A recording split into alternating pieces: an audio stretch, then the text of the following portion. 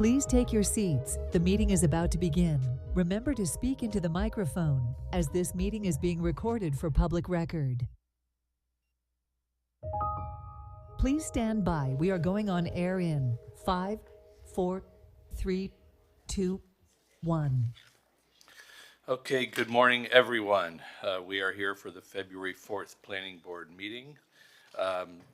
Just a preliminary announcement that we are going to have a time certain of 10 a.m.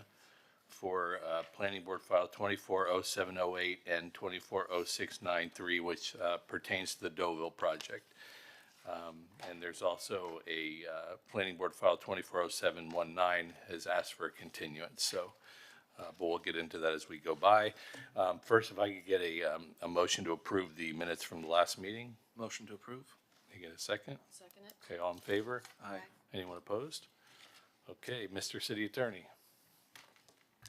Good morning, Mr. Chairman and members of the board. Today's meeting of the Planning Board did in a hybrid format with the board physically present in the commission chambers at Miami Beach City Hall and applicants, staff, and members of the public appearing either virtually or appearing either in person or virtually via Zoom. To participate virtually in today's meeting, the public may dial 1-877-853-5257 and enter the webinar ID, which is 861-4342-6327#, or log into the Zoom app and enter the webinar ID, which again is 861-4342-6327. If you're wishing to speak on an item, click the raise hand icon in the Zoom app or dial *9 if you are participating by phone. If you're appearing on behalf of a business, a corporation, or another person, you need to register as a lobbyist with the City Clerk's office. If you haven't registered yet, you should register before you speak to the board. You don't have to register as a lobbyist if you're speaking only on behalf of yourself and not any other party, or if you're testifying as an expert witness providing only scientific, technical, or other specialized information or testimony in this public meeting, or if you're appearing as a representative of a neighborhood association without any compensation or reimbursement for your appearance, to express support of or opposition to any item.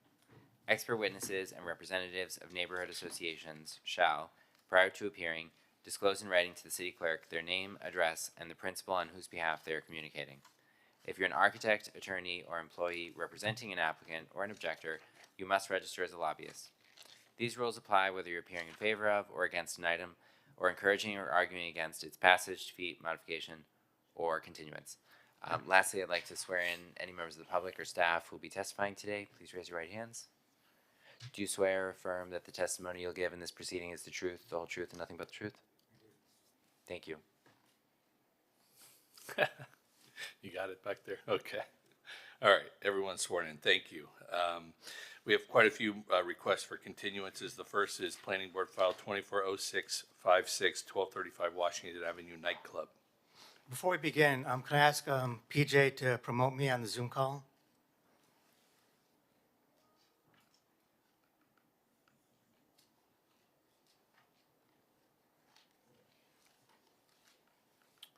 Just a second. What does that mean, promote me on the Zoom? So I can see who's calling in from the public, and I didn't know the word promote me was the right, I haven't heard that. so yes, our first request for continuance is PB 24-0656 for 1235 Washington Avenue. Do we have anybody here representing the applicant? If not, the applicant has requested a continuance till the March 4th meeting. Okay, any reason that we know of? I think they were trying to work out some more finer details on the application Okay. for submission. So, did you want to say something, Mr. Larkin? Good morning, Michael Larkin, 200 South Blaisdell Boulevard, here representing the applicant. We're trying to work on support agreements with our immediate neighbors. It's taking some time, but we're trying to wrap that up before we appear before you all. Okay, anyone else here to speak on this? Anyone on Zoom? So I think we have a couple callers on Zoom, but I don't think they're here for this application. J.R. Built? No. So yeah, nobody else is on Zoom for this Okay, application. someone want can to I get a move it to motion? March? Motion to continue this item to March. Okay. Okay, all in favor? Aye. All opposed? Okay, move to March. Next item, Planning Board File 240703, 1250 West Avenue, Alton Beach Bayfront Overlay District, Comprehensive Plan Amendment. We'll take that together with PB 24-0698, the companion ordinance regarding the development regulations, also for the Alton Beach Bayfront Overlay District. I believe the applicant's requesting a continuance on these items till the March 4th meeting. That's correct, Michael, and I think we're doing the same thing that Michael Larkin just mentioned. We're continuing to work with our neighbors to secure their support. Okay, anyone else here to speak on this? Anyone on Zoom? There's nobody on Zoom with their hand raised on this? Okay, you want it to March, you said? Yeah. Okay, can we get a motion? Motion to continue? Okay. Okay, all in favor? Aye. Anyone opposed? Okay, move to March. Thank you. Next is Planning Board File 220539, the Anglers Hotel, 660 Washington Avenue. Do we have anybody here from the applicant on this item? I see someone coming up. You guys are moving fast today. Good morning, Emily Balter, Burkhardt, Fernandez, Larkin, and Tappanez, offices at 200 South Biscayne Boulevard. We're respectfully requesting to continue this to the April meeting in order to work with our neighbors on sound testing before coming before this board. And that would be the April 8th meeting. There's nobody with their hand raised on Zoom for this item? Anyone else in chambers? Okay, Motion to continue? okay, moved it. All in favor? Anyone opposed? Okay, it's moved. I have a quick question. How long have y'all been continuing this? How many times has it been continued? I don't know the exact number of times, but we have exceeded the 1 year, so we will be re-noticing We and did, so we paying the did. notice fees. So we did, we have to re-advertise it for this meeting. So that resets the clock. So it can be continued for up to 120 days more from this meeting date. Okay, do you think you'll have it resolved by then? We hope so. Thank you. If not, we wouldn't come before the board and waste your time. All right, so all in favor? Aye. Anyone opposed? Okay. Move to April, correct? Correct, April 8th. Okay, next file, Planning Board File 240734, increasing and enhancing porous surface requirements for parking lots and driveways. And this was heard before the board last month. Remember, you continued it for us to do some more research. And so we're still getting information from the county and the county's requirements. So we need some more time before we come back with you with that information. So we are requesting that this be continued to the March 4th meeting date. Okay, anyone here to speak on this? Anyone on Zoom? Nope. Okay, can we get a motion to Motion to continue? continue? Okay, Melissa? Okay, all in favor? Aye. Anyone opposed? Okay, the last one we need to vote on is Planning Board File 240719, 1350 Collins Avenue. And we have Bob De La Fuente representing the applicant on this application. Bob, are you there? Good morning. Yes, Michael, I'm here. Good morning, Mr. Chair, members of the board. My name is Bob De La Fuente with law offices at 1200 Brickell Avenue on behalf of the applicant. Yes, at the suggestion of staff, we've agreed to a continuance until the March meeting. We have conducted additional testing, but staff has not had time to review the results of those tests. And we are also doing a follow-up test in a couple of weeks, and staff will attend to that one to confirm the sound levels. So with that, we'd like to continue this item until the March meeting. Okay, anyone in chambers to speak on this? Anyone on Zoom? There's no one on Zoom with their hand raised? Okay, Yashil? There's one on Zoom? No. No, there's no one on Zoom. Motion to continue? Okay, all in favor? Aye. Anyone opposed?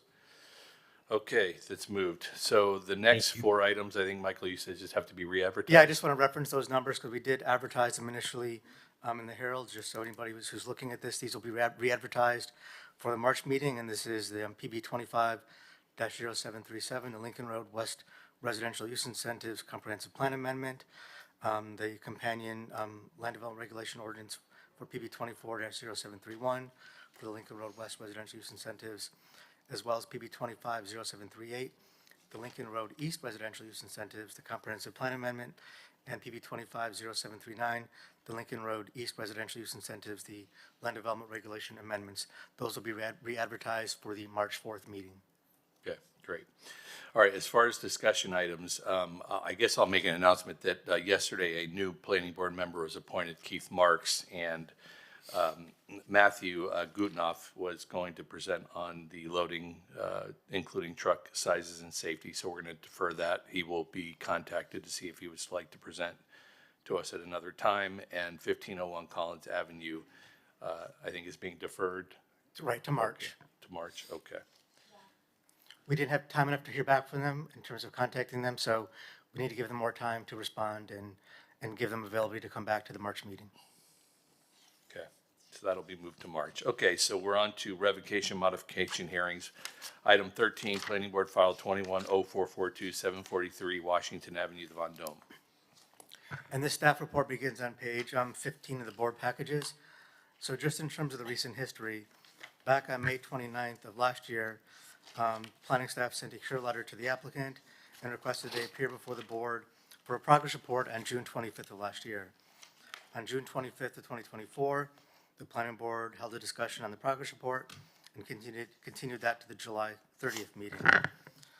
On July 30th, the board did discuss the progress report and set a revocation modification hearing for September 24th. On September 24th of last year, the board did vote to modify the CUP as recommended by staff and continue the revocation modification hearing to the November 26th meeting. On November 26th of last year, the board did discuss the revocation modification hearing and continued it to a date certain of today. Now, since the last hearing, the last time this was before the board on November 26th, no new citations or violations have been issued to the property. However, several of the violations that were previously appealed to the special magistrate have been adjudicated. The first was a violation regarding tinting on the windows. That was appealed to the special magistrate, who on January 16th, there was a adjudication of guilty, even though the tints had been removed. The second case was regarding queuing on the sidewalk. That was reviewed by the special magistrate on 1/13. And the special magistrate denied the appeal with adjudication of guilty on that citation, as well as another citation regarding queuing on the sidewalk, appealed to the special magistrate, reviewed on the same date. And that was also, the appeal was denied with an adjudication of guilty. Now, staff is recommending that the CUP now still be modified to include a prohibition on special events or promoted events of any kind. So I'll recommend that the board modify the CUP with that condition at this time, and then also continue the revocation modification hearing to the April 8th meeting in order to continue monitoring of the property. I'll turn it over to the applicant for his presentation. Good morning, Mr. Chair, members of the board. Mickey Marrero, 200 South Biscayne Boulevard, law firm of Burkhardt, Riddell, Fernandez, Larkin, and Tapinas. Here today on behalf of Mensur & Co. LLC, DBA Vendome. Been here a few times on this property.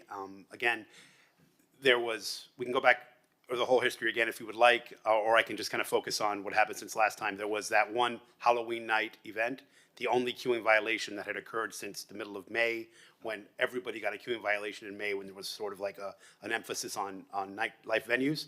Since then, they submitted a queuing plan that was shared with this board and a queuing narrative that was employed. And since then, there were no queuing violations, despite the fact that 88 going into last time, and I think 16 more since. There have been now 104 proactive investigations by code since the beginning of the summer. That means code goes without a complaint, which they have every right to do, and they do that effectively to see if there's a violation, to see if there's a queuing issue, to see if there's any violation. And since that May 2024, other than Halloween night, which I spent a great deal of time explaining the dubious circumstances of that, other than that one night, there were exactly 0 queuing violations from May till today. 0, except for the one in Halloween, which I can go into those details again. I'd prefer not to, but it was definitely very, very, very nefarious how that occurred. This is peak season, so when we were here last time, we were told, well, they have no violations, but it's not the busiest time of the year. Well, now it's been the busiest time of the year since the end of October through today, and there have been no violations. Not during Art Basel, not during the Christmas holidays, not during New Year's Eve, not till MLK weekend, whatever holidays you want to throw in there, there's been a bunch. And they've been very busy, and they've managed the queuing well. There have been no violations. How many promoted events have happened during that time? Brian, they have a couple a week. I mean, again, as I've explained before, that's always been a dangerous term, because promoted events, you're thinking concerts. I mean, again, they promote who's going to be there. It might be a local DJ, but he's promoted. Let me interrupt you a second. Michael, can you define promoted events? If you give me a second, I'll look up the what's defined in the alcohol section city code. So give me a. Because if you're asking us to, if the recommendation is to modify, to eliminate them, we have to know what they are. I also had a question. You said there hadn't been any violations except for Halloween, but I'm looking at November 5th, and I'm also looking at November 1st. So November 1st is the Halloween one, yes. that was, Because it was after midnight. okay. I don't know what November 5th is. That was the date that was entered, but it was related to It's the same violation. to the Halloween event. Okay. Yeah. So what about impromptu promotions, impromptu performances? So are you talking about the item that was in the commission yesterday? I don't know what, okay, because there was something about people that drop in and there's a modification of that section. I wasn't familiar with that. I saw it on the agenda yesterday. But what they do is, and the way the code reads, when you have an artist, be it an appearance, a performer scheduled to come, they have to notify the police 96 hours in advance. If that, and what happens sometimes is they enter into an agreement within the 96 hours, you're supposed to notify the police before you advertise. So they do that. Most of the time, they have someone in the 96-hour period, but whenever they don't, they notify the police immediately before there's an advertisement. At one point, I think it was like in June, there was one incident where the marketing people beat the notification people by about 2 hours, and they got a violation for that. We came, and the magistrate agreed that it was a little bit of a clerical mistake, and we showed the hundreds of times we've properly complied with it. And they said, okay, we'll adjudicate so you don't do it again, but we're going to remove the fine because it was clearly a clerical error without bad intent. So they religiously notify. I'm copied on all the emails, so I see it. I've asked them to copy me to make sure that I'm on top of it, but they notify properly. And again, there's never been a police-related incident as a result of these in their property. I know that there have been issues at other locations, but these guys have probably more than double the security most of these places have. They're aware of the spotlight that's been put on them, and they are acting accordingly. When I have, in my 20-plus years of doing this, if I have a case where I have to come back and there are no new violations, the result every single time has been, okay, no more progress reports. If we need to come back another time, I'm happy to come back. I don't think it warrants modifying the conditions, which would effectively completely cripple their ability to do business. They're a small venue. They've been able to manage. Why do you say that? Because since they've been open, promoted events is something that they've been allowed to do, and that's how they generate business. It's their business model. They have, someone that comes in, whether it's a celebrity, an artist, whatever it is, a DJ, they announce that person, and that draws people there. They generally sell tables in advance, which is why they limit the amount of people with the queuing. They've now doubled their staff. It's been effective. They haven't had violation. And again, it's one thing to say no violations, but nobody knew about it. Code was there almost every time they were open. That's evidence in the record. And they still haven't had violations. So what I would request is that, again, if their violations are issued, I'm sure we'll be right back before you, but it's been since May. There was one, and it was dubious at best. Here we are, it's February. I think this has been more than enough scrutiny on these folks. They've been doing a good job. To penalize them by modifying their order to a way that will cripple their business, I just don't find it warranted here. I really don't. I'm puzzled why we're in this position. But here we are. They've been doing everything they've been asked to do. The tinting violation, I bring it up because it's just preposterous. The tinting had been there for probably 20 years. I was at an inspection with police department, code, planning. The tinting was there. We actually pointed out to the condition. They said it was fine. 4 years later, it's a violation. They removed it in July. That violation is still open. I went to a hearing. It was adjudicated because the point was that the tinting was there when we cited you. Yes, it was there. No one's doubting it was there, but it was inspected before, and it wasn't an issue. It's gone now. It's been gone since July, but it keeps coming up as this horrible violation. It's really just kind of bizarre. But again, they've been under a ton of scrutiny. They've withstood it. There have not been fights. There have not been issues. No one's complaining about noise over there. There's not been one noise violation. It's a queuing violation on Halloween night under very dubious circumstances. I think you all are here for that. And, frankly, my belief is that they should be let off and not have to keep coming back. But if you want us to come back, at the end of the spring or whatever is appropriate, we're happy to. But to take away conditions, I think, is over onerous here. And I'm happy to answer any questions that you have. Yeah, so just in terms of the code definition for a promoted event, it's the code says a promoted event or concert shall mean any live musical performance or live entertainment in which an entertainer is advertised or marketed to perform at an alcoholic beverage establishment. And again, that's almost every night they're open. If a local DJ is advertised, that's a promoted event. If it's an artist that is coming from another area, that's a promoted event. The code has language to protect if the police feels that a particular artist draws a crowd that they're not comfortable with, they work with the venue and they, are there if necessary. That hasn't really happened, but that's what the code section is there for. There's a layer of protection that already exists. We follow that strictly. And that with the queuing plan that we've submitted and all the scrutiny, these problems have been solved. And if for some reason something changes in the operation and violations start being issued, we'll be back here right away. You all know that. But I think these folks have been through enough and they've responded quite well. All right, is anybody here in chambers to speak on this item? Anybody on Zoom?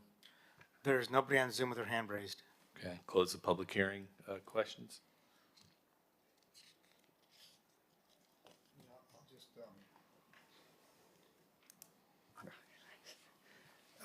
You haven't had any special events, I guess. It's just promoted events. Right, You don't intend to do any special events? that's correct.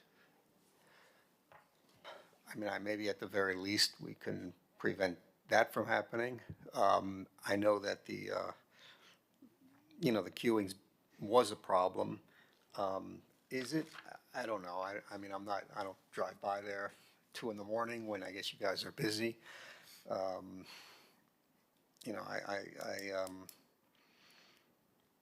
mean, at the very least, I wouldn't want to close this. I'd want to keep, have it set, keep the hearing open for a future date. I wouldn't want to close it. But I'm open to hear what the rest of the board has to say on this.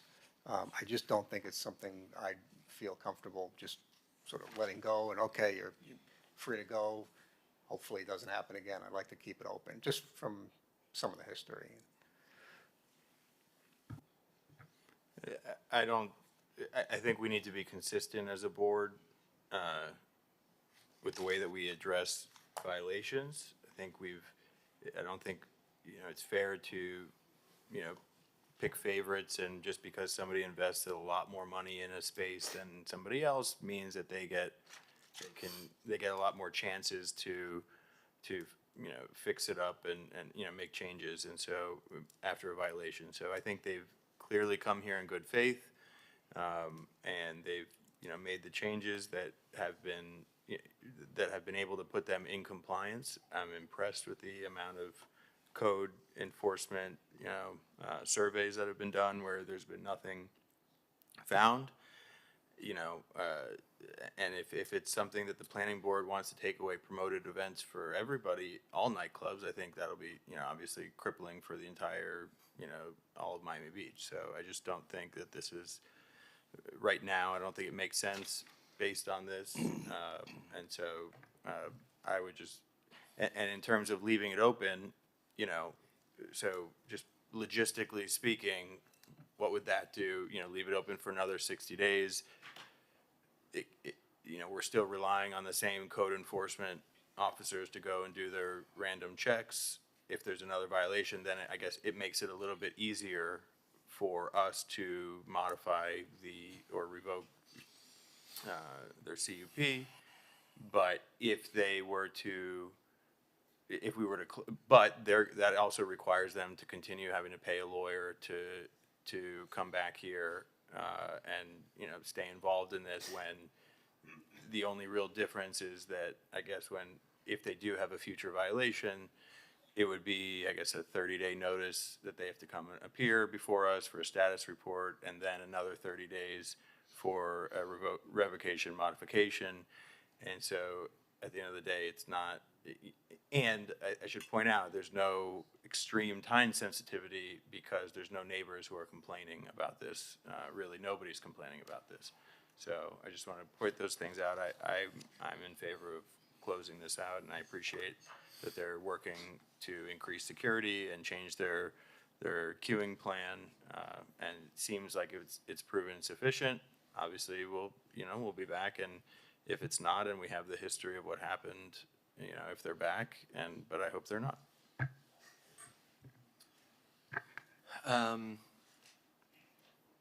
Couple of questions. What's the process for requesting a special event? It's done to the special events department. Usually that's to exceed, for example, the occupancy limits. And that requires a permit, correct? Special event permit, right? Have you guys had special events? To my knowledge, no. I mean, what that does is you increase occupant load, you get extra valet operators. Which you've never extra had, so any security. of the previous violations have happened just, No, meaning just in the normal course of business, but that's what you've all corrected. It's not like it happened during a special event. correct. But To to my your knowledge, there have been no knowledge- special events as per the code definition. To your knowledge, though, can you verify one or the other? Yeah, I mean, again, it's never come up. I can almost certainly tell you that there haven't been. I mean, Yeah. I just would like Yeah, a yes or a no.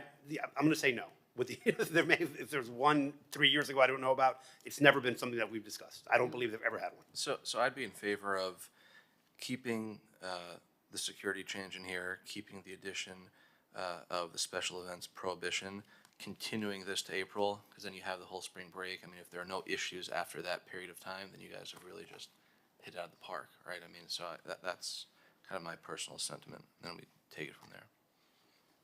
I agree with that. Good, Melissa? I'm on the same wave as Jonathan. I think that the concerns have been addressed. We haven't had any more history of complaints, neither from neighbors or from code compliance. I feel that if you guys violate, you'll be back here. And I think that holding the lawyers on a payroll right now for something that's been addressed and fixed is not necessary. So I think that you guys have done the changes you need to do, and you'll be held accountable if things change. Elizabeth? Hi.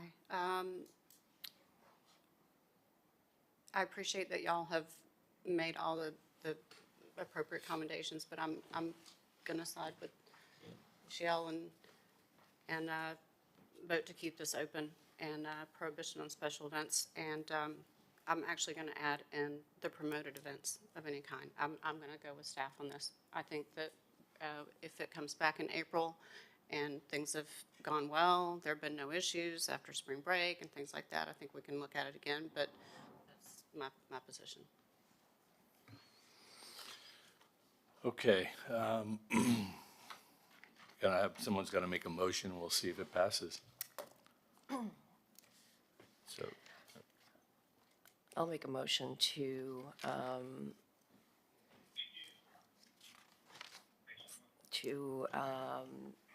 no continuance. I would no need for continuance.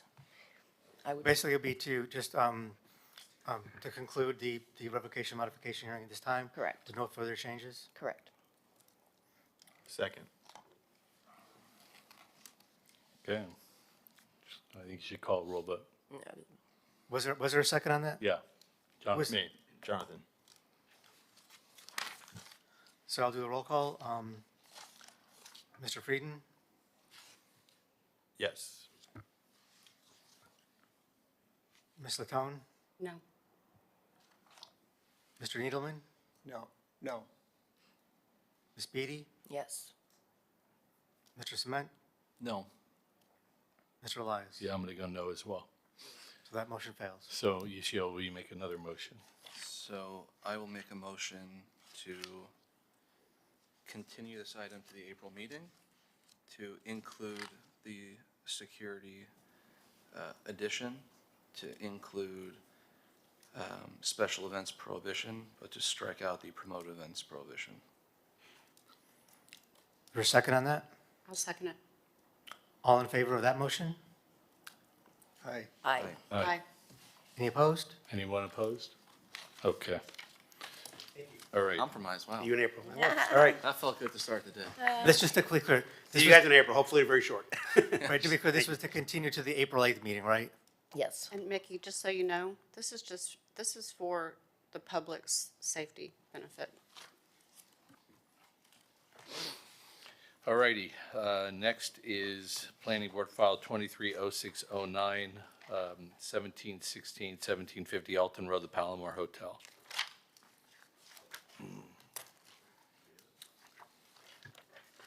This staff report begins on page 37 of the board packages.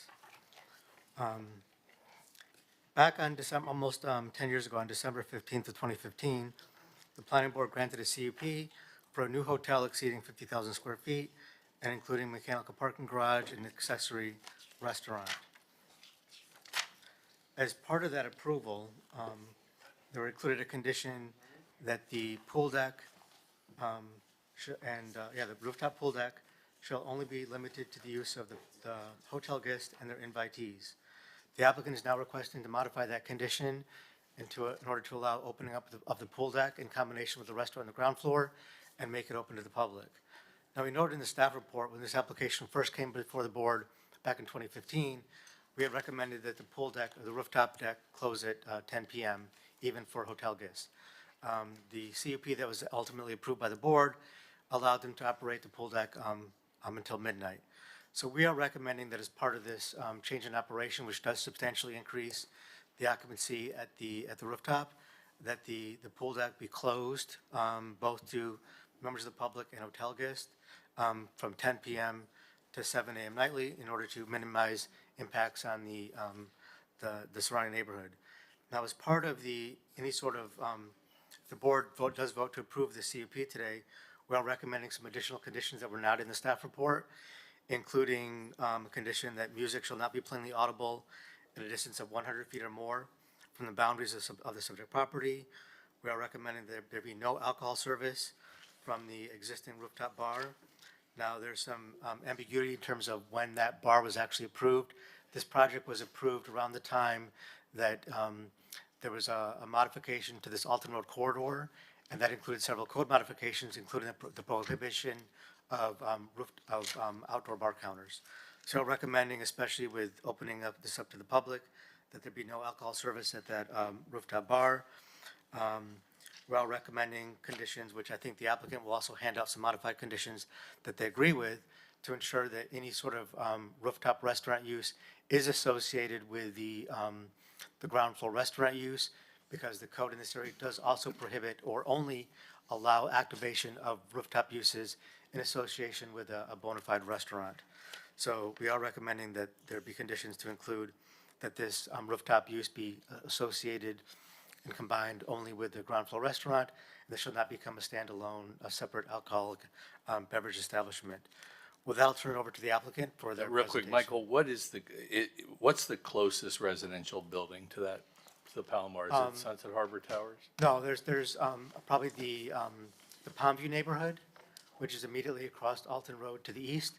You have the commercial buildings along Alton Road on the east side, and then you have immediately to the, Right, so do you know the distance to the closest? it's over 100 residential building? feet. It's over 100 feet. Okay. Mickey? Long time no see. Good morning again. Mickey Marrero, 200 South Biscayne Boulevard, Burke, Howardell, Fernandez, Larkin, and Tampanis. You should change your tie or something. If I would have had one item in between, I could have pulled it off, but it's tough with 3 seconds. With me today, my partner Emily Balter, by the way, our newly appointed partner, if you want to give her a round of applause. Congratulations. And my partner Michael Larkin, who just got married this weekend, if you want to give him another round of applause. I did nothing exciting at all. My Went to a condolences birthday to party. your husband. Sorry. I went to a 4-year-old birthday party, nothing exciting for me this weekend. With me today also, Ronnie Finvarb, the owner of the Palomar Hotel, and Nicholas Stefanelli, the owner of Masseria and the restaurant that's coming into the space. So Emily's gonna pass out some conditions that we can, I'll get to those, you can look at those while we're talking, but I'll get to those towards the end. But I'll tell you a little bit of the history. I think some of you may have even been here. Brian, I'm talking to you when this was originally approved. This was a project that actually replaced the Boston Market that was there. You all remember, obviously much different use. We went through a pretty robust application process many years ago. It's been open for over 5 years and has mostly run a pretty great operation. The hotel's been very successful. It is a Kimpton brand hotel. In the ground floor, as you'll recall, for many years, they had it's an Italian restaurant called Marini, which did well for a while. Obviously, did not stay there, and the space has been vacant for a little over a year. Ronnie's been working for some time. If you just want to start, sometimes I get ahead of my little presentations here, but if you can start moving the slides over, Emily, great. Just kind of shows you where it is. I think you've all seen the hotel every day for the last 5 or 6 years. That's where we are in the neighborhood. That's some pictures of the rooftop, that space that exists. So this approval was obtained at the time. There was no intention. The ground floor operator did not seek use of the roof. We did not seek an approval for anything on the roof other than the pool for the hotel guests. So that's all we asked for, and that's how it's been operating. The opportunity of doing something different up here has been discussed before, and we always knew we had to incorporate the restaurant operator. So when we applied originally for this, Marini was still involved. It's kind of this, you've probably seen this application on the agenda many times because it's been continued as Ronnie was trying to find the right partner. He found that partner in Nick and his group, and now we've brought this back before you. If you could move past. So here's the condition that we're seeking to modify. The rooftop pool deck shall be limited exclusively to hotel guests. That's the intention before. Now we're trying to bring the restaurant component up here. And here's the condition, the conditions in the Alton Road regulations that already limit uses that could happen up here. There's, you know, most restaurants can open past midnight in other locations of the city. Here, the code already limits you to 11 p.m. on weekdays, midnight on weekends. We're not seeking a variance or anything beyond those hours. No new outdoor bar counters can be put on the roof, and no special event permits can be issued at this location. We're not seeking to modify any of that. There's a little bit of a discussion on the outdoor bar counter, which I'll get into later. So I'm going to briefly talk about Nick, and I'm going to let him speak to you guys when I conclude. But Nick is I've got to know him very well in the last month in this process. Nick is a veteran restaurant operator. He's worked with countless great restaurants in the country. One that I know everybody will recognize, Thomas Keller's French Laundry. He's got his chops there. He opened several restaurants in the DC area. His most well-known restaurant is Masseria, which is the concept, you know, that should be coming here. Masseria has been given a Michelin star as a restaurant. It continues to have that recognition. It has been, at different times, top 50 Italian restaurants in the country. I think at one point, top 12 in the world. Those lists are a little bit, you know, dubious, but it's sometimes, to get recognized so many times and have a Michelin star is certainly something that is important. So we're thrilled to have Nick as part of the team. When we were looking at the space, Nick thought it would be a shame to not take advantage of the rooftop views and the great weather that he doesn't always get in DC, but he hopes to get in Miami. By the way, he's moving to the West Avenue neighborhood. He will be not just an operator and an owner here, but he will be a resident of the community, and that's something he's excited about as well. Here's a sample. This is in your packet, but just so you can see what the menu of this restaurant's going to look like. I don't know if you've all seen it. I'm not going to go into the whole menu, but it's a very legitimate and heralded restaurant menu. So I'm going to let Nick come up and give you a little bit of his story and why he wants to be here. And when he concludes, I'd like to go into the proposed conditions that we've shared with you and the discussions that we've had with several of the neighborhood groups over the last several weeks, and conclude with that. So, Nick, if you Mickey, one second. I'm looking at the proposed conditional use permit. Yes. And you had up on the screen item 7 that pertained to the rooftop, and maybe I'm missing something, but the 7 on page 50 doesn't match that number. Am I looking at the right one? Just go back a couple. So the next one after that. There. That's from the code. That's not from the CUP. Okay. Yeah. Okay. All right. Hello, everybody.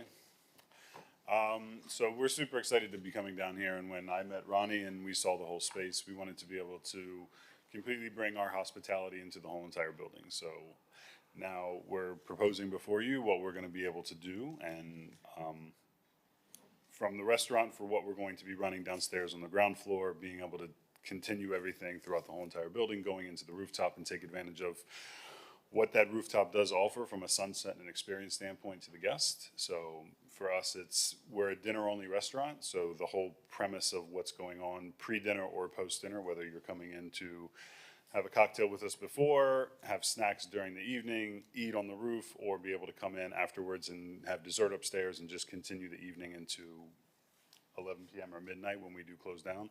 Masseria in DC, we do have a courtyard that's outside where our experience is kind of split into kind of 3 pieces as you arrive and then as you finish, as you go through the meal. So that experience is what we're trying to replicate, but it's different because of where we are in our location in this building here and on the beach. So.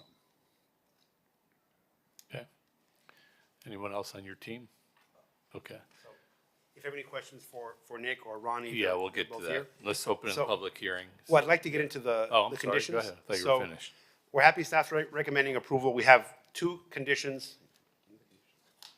We have 2 conditions that are in staff's proposal that we wanted to modify. In my handout that I provided, 4I is the first one. Staff is recommending that the restaurant close at 10 p.m. on the roof. For us, that's an issue. Again, there's already 11 p.m. in place on the weekdays, midnight on the weekends. That's stricter than what's throughout the city. and we're fine with those hours, but we think 10 p.m. doesn't work. Frankly, when you're seating folks at a restaurant or serving, if you're closing at 10, you probably can't seat anybody past 8, maybe 9 o'clock, because you're gonna have to get them out of there by 10. And it's just not the concept that Nick would like to have. By having an extra hour on the weekdays and just midnight on, 2 nights a week in the weekend, it allows for a little bit more room as to how you process folks and get folks seated and served. Then staff recommended, and we reached out to Michael, I don't believe we heard back, I think this was an error, but 4N said no entertainment in all indoor and outdoor areas. The indoor, we're happy to have no entertainment in the outdoor, we're not seeking entertainment in the outdoor, nothing outside entertainment, but indoor, while it's not something that we have regularly, Marini occasionally would have, piano player or like some sort of jazz performance. That never bothered anyone. He'd like the opportunity to have that. So we'd like the ability to have entertainment. Again, it's an Italian restaurant. This is not going to be a crazy nightclub, but live performance, some instruments, some jazz music. It would be a shame not to have that in the indoors.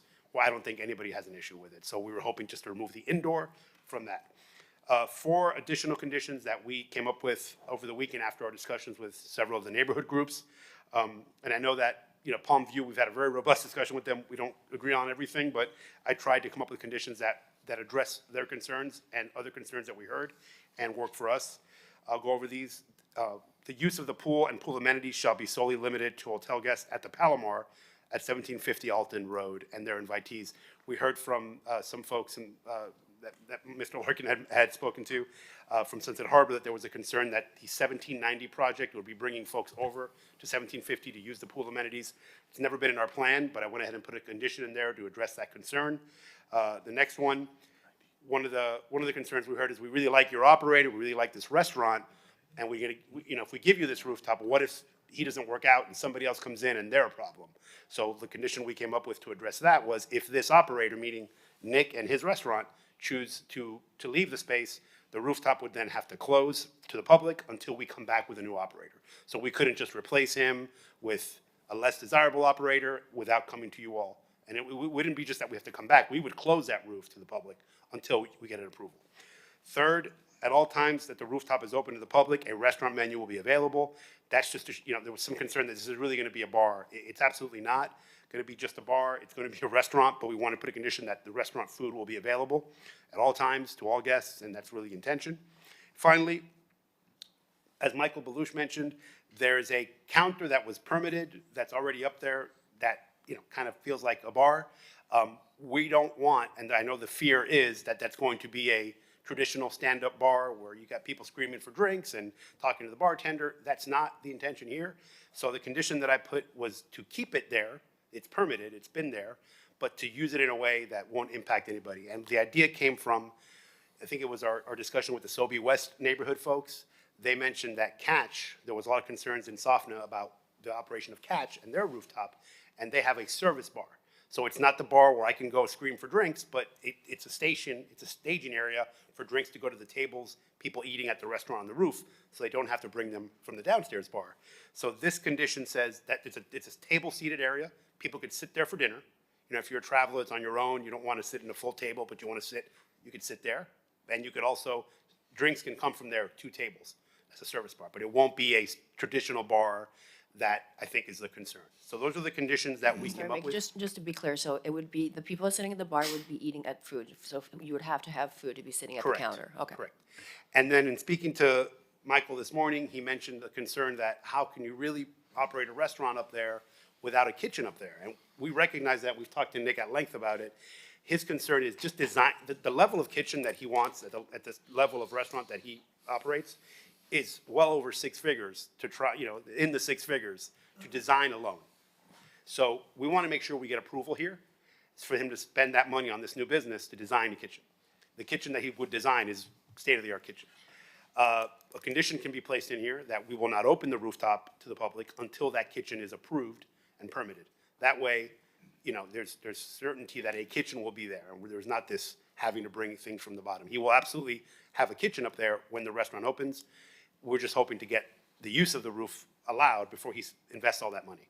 So we're happy to add a condition that I didn't have on here, but came up this morning, that a kitchen will be required on the rooftop. And that I think By the concludes way, what I what's have. the, And we- I'm sorry, what's the 1790 project you're talking about they're worried about? That's the one that we got approved earlier, I think at the end of last year, It's the one that at the triangular corner. portion in Sunset Harbor. It's the one at the corner. Ronnie's over project. by Across the Office street. Depot. It's the 4 stories with Okay. the restaurant and the market. So one thing I forgot to say, we did reach out to, I think at this point, there's 4 different associations that we're like in the center of. We've had lots of discussions with Parkview and John. We don't agree on everything, but we've certainly had a good dialogue, and you'll hear from him. We did have multiple robust discussions with the Sobey West folks, and I hope you hear from them. They were supportive of this with some of these conditions that I read out. We did reach out to WAVNA. I still haven't figured out the distinction between WAVNA and Sobey West. There's 2 groups now. Did not hear back from them. And I did reach out to Sunset Harbor. I know they're here. I know that we weren't able to connect, but I made an attempt. And I did hear one of their concerns that I put into these conditions. So with that, I'll conclude for now. Happy to hear your questions. Happy to hear from the public. And All right, let's hear from the public. And Mr. Chairman, before we hear from the public, do any board members have any ex parte communications to disclose? Yeah, excuse me, I did speak with the applicant's attorney. I spoke with Mickey Marrero, and I got a bunch of emails, which I think everybody was copied on. Do you have a disclosure to make? Nope. Me neither. I haven't, anything. Thank you. Sir? Morning. My name is John Courtney. I'm here representing the Palmview Neighborhood Association. I don't know if, just to start, if you all have the images of our neighborhood and its closeness to the, okay, great. It seems like everyone's familiar with where we are and how the rooftop overlooks our neighborhood. So I just first want to clarify a couple things. With all due respect to Michael, we've talked about this a lot. The prohibition on rooftops in the Alton corridor is not that it is associated with a restaurant, but that it is a restaurant. So I think that's an important distinction. The applicant wants to talk about how this will be associated with this incredible, potentially Michelin star restaurant, which is great, but that's not what's required by code to have this establishment. It needs to meet the legal definition of a restaurant. And the legal definition of a restaurant is that the principal business will be selling food. It's not that there will be menus available. It's not that they may plan to build a kitchen in the future. It's that the principal business of this establishment will be selling food. And if you open up the actual application, right in the very concept section, it says that this will be a place for cocktails before dinner and digestives after dinner. It's just not a restaurant, right? Principal business, like if you look at the case law around it, there's a lot of talk about like percents of revenue, what the actual staff is doing all day. It's not that you can order drinks from a QR code and maybe also get a small plate next to it, right? It just doesn't qualify. It's a lounge, it's a bar, but it's not a restaurant by the definition of city code. And then beyond just that, I mean, I think, they've tried to address a few of the issues, but it's just not a space that can support a restaurant right now, right? I mean, it's a lounge, a lot of like 2-seater tops on the rooftop with no access to the kitchen downstairs unless they're gonna run food up through 2 public elevators. It also, let me see, sorry, it also has the outdoor bar counter, which I think, they'll address, but it's also 150 seats. The capacity downstairs is 150 seats. So it's not like a little extension of an existing restaurant. It's a whole other establishment upstairs that doesn't have a kitchen, doesn't have a great way to serve food. So, I don't want to put words in their mouth, but it sounds a lot like this is an attempt to paint a bar as a restaurant in order to get approval, because by code it should be prohibited. So that's my first point. The other issue is the noise. This isn't like us speculating that there will be a noise issue. There have been continued noise issues from this location when the public is allowed up there over and over again over the last couple of years. The applicant has a history of hosting unpermitted parties on the rooftop. I shared pictures of a number of unpermitted parties in the email that I sent to you all. And those unpermitted parties are a disaster for our neighborhood. We hear every note of the music, we hear every loud person screaming up there, and it's a great frustration. You look at like the number of noise complaints that there haven't been that many, but it's almost like every time there's a party up there, they get noise complaints, right? So as soon as you open it up to the public, all of a sudden it's gonna be noise complaints over and over again. The last thing I'll say is that, is it all right if I just finish? The last thing I'll say is that with all due respect to the characterization of the meetings that we've been having, I don't think there's been a good faith in engagement with the Palmview neighborhood. So we provided them conditions that I think are extremely reasonable many weeks before they met with us publicly. And in that public meeting, which we had to invite them to, they didn't make any effort to reach back out to us after we sent the conditions. They didn't even engage with the conditions at all. In fact, they ignored the conditions that we had sent to them. Do you mind elaborating what those conditions Yeah, that you I'll had go through tried all to? four. Okay. Absolutely, thank Okay, you. thank I you. appreciate that. And now, at the meeting, they also never responded to us after that meeting when we asked them to respond to us. And we only get these new conditions literally as I sit here. And of course, I'm not going to make any decisions on those personally. So as a neighborhood association, we have no position on their new conditions, which there should have been time to have a position on. So I think that's frustrating. Here are the 4 conditions we asked for, which in my mind essentially just say, you all are making promises and we want to hold you to those promises. So condition number 1 is that the rooftop will restrict any noise, including music and patrons, plainly audible from a distance of 100 feet or more. They say we're not going to be affected. Great, stand by that statement. And if you violate it, have there be consequences. The other condition was that the rooftop business must generate 40% of revenue by food. They say it's going to be a restaurant. Great, stand by the fact that it's going to be a restaurant and make sure 40% of your revenue is driven by food. That's not me making that up. That's the new code that was put in place for supper clubs. We also said the rooftop must close at 10 p.m. Obviously, late night's an issue, but frankly, any time's an issue for us if there's noise intrusion. Like, I don't want to be sitting with my daughter in her backyard and listening to whatever, Michael's taste in music is. And then the last thing is that they continue to work with the neighborhood, and once they've set up their sound system, that they verify and report with the neighborhood signature that the music is not being plainly audible from the neighborhood. Those were our reasonable conditions. They were just straight up ignored. And so I think I personally would like, I think this is genuinely a little bit of an underdeveloped application. We've got like a schematic of the rooftop that's from a year ago before this current operator even came into the picture. I would ask that they be told to come back to the neighborhood, to engage with our conditions, to come to some agreement, not to try to make this all happen right now in front of you all. And hopefully they can bring a great restaurant up there. I would love that. So a quick question for you. If the condition is that you can't hear the music more than 100 feet away, then why would you oppose a later close date time on the roof? Well, if that's conditioned with that hours? We would be, I would say that the more important condition is the noise, for sure. I think there's a certain amount of just like. Right, I'm saying though, if they adhere to the no noise after 100 feet, would That you is be the more okay with important an condition. extra hour? Absolutely. Well, one thing I will say is that at midnight, I think I live in the city. I accept a certain amount of noise. But things become a little bit more important at midnight when there's someone screaming off the rooftop. I get it. Right? And it's like you can't really call code on someone screaming off the rooftop. Right. Because they stop screaming and they scream again, and it's just very. Yeah, and I just want you to understand, and I always say this, that, it's a tough job for us up here, but we always try, at least I do, I try to balance. I want them to be successful. I want you to have a quality of life. Same. And so I am sensitive to the fact that there's a lot of restaurants in the city now, and a lot of them are struggling, and I want them to succeed, but I want you to be able to sleep. Yeah. So that's why I ask you that if this man is a very well-known operator, and I was not aware of noise complaints every time they open to the public. I'll have to get more into that. But assuming they adhere to the condition that you won't hear noise, then I think it'd be fair at least to help them succeed to have an extra hour. But they go hand in hand. So I just want you to understand what we're trying to accomplish. And I think that would go a long way. The one thing I will say is I think it's a bit specious to say that they can't succeed without doubling capacity. The operator can speak to his current capacity in DC. It's well below even the capacity of the restaurant space he's moving into.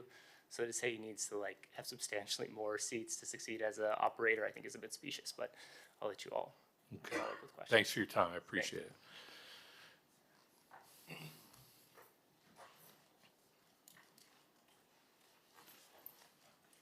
Good morning, Sarah de los Reyes, Sunset Harbor Neighborhood Association.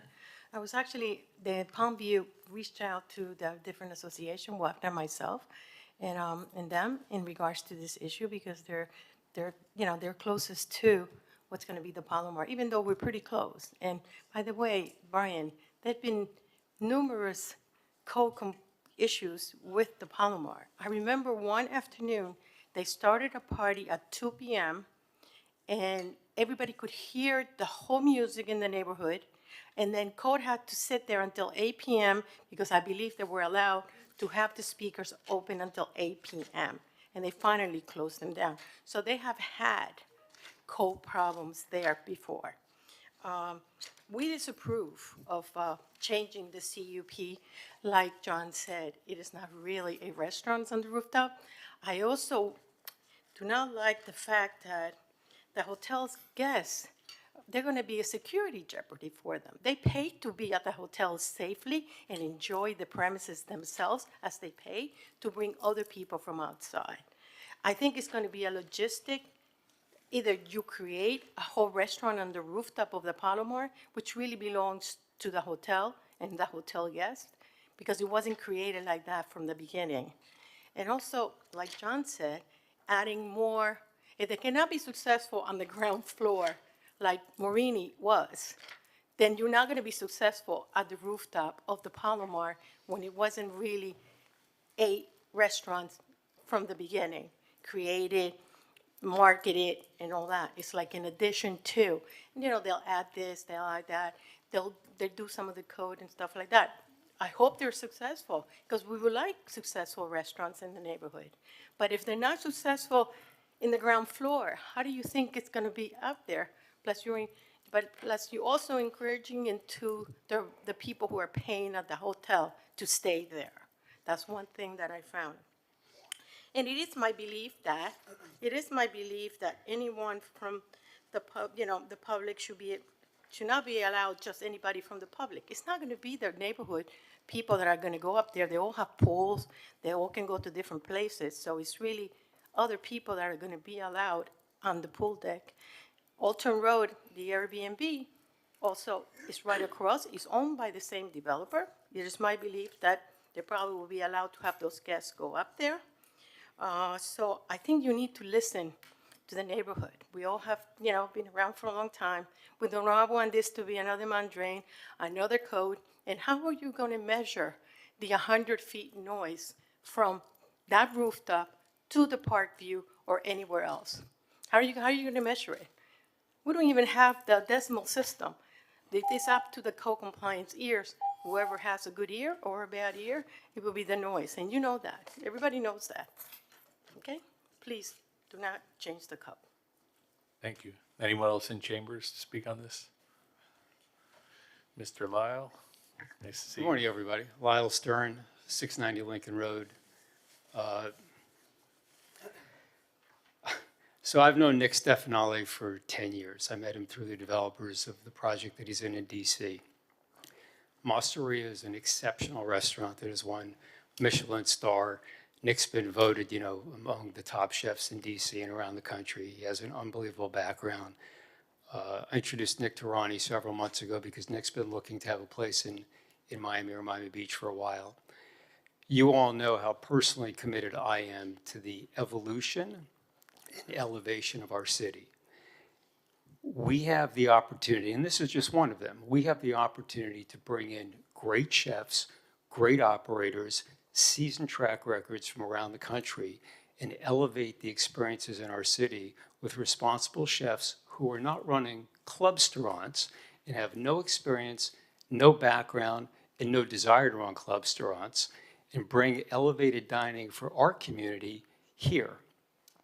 We brought in Audemars Piguet to Sunset Harbor. You all know the kinds of tenants we've brought into the city before, the kinds of restaurants we've brought in before.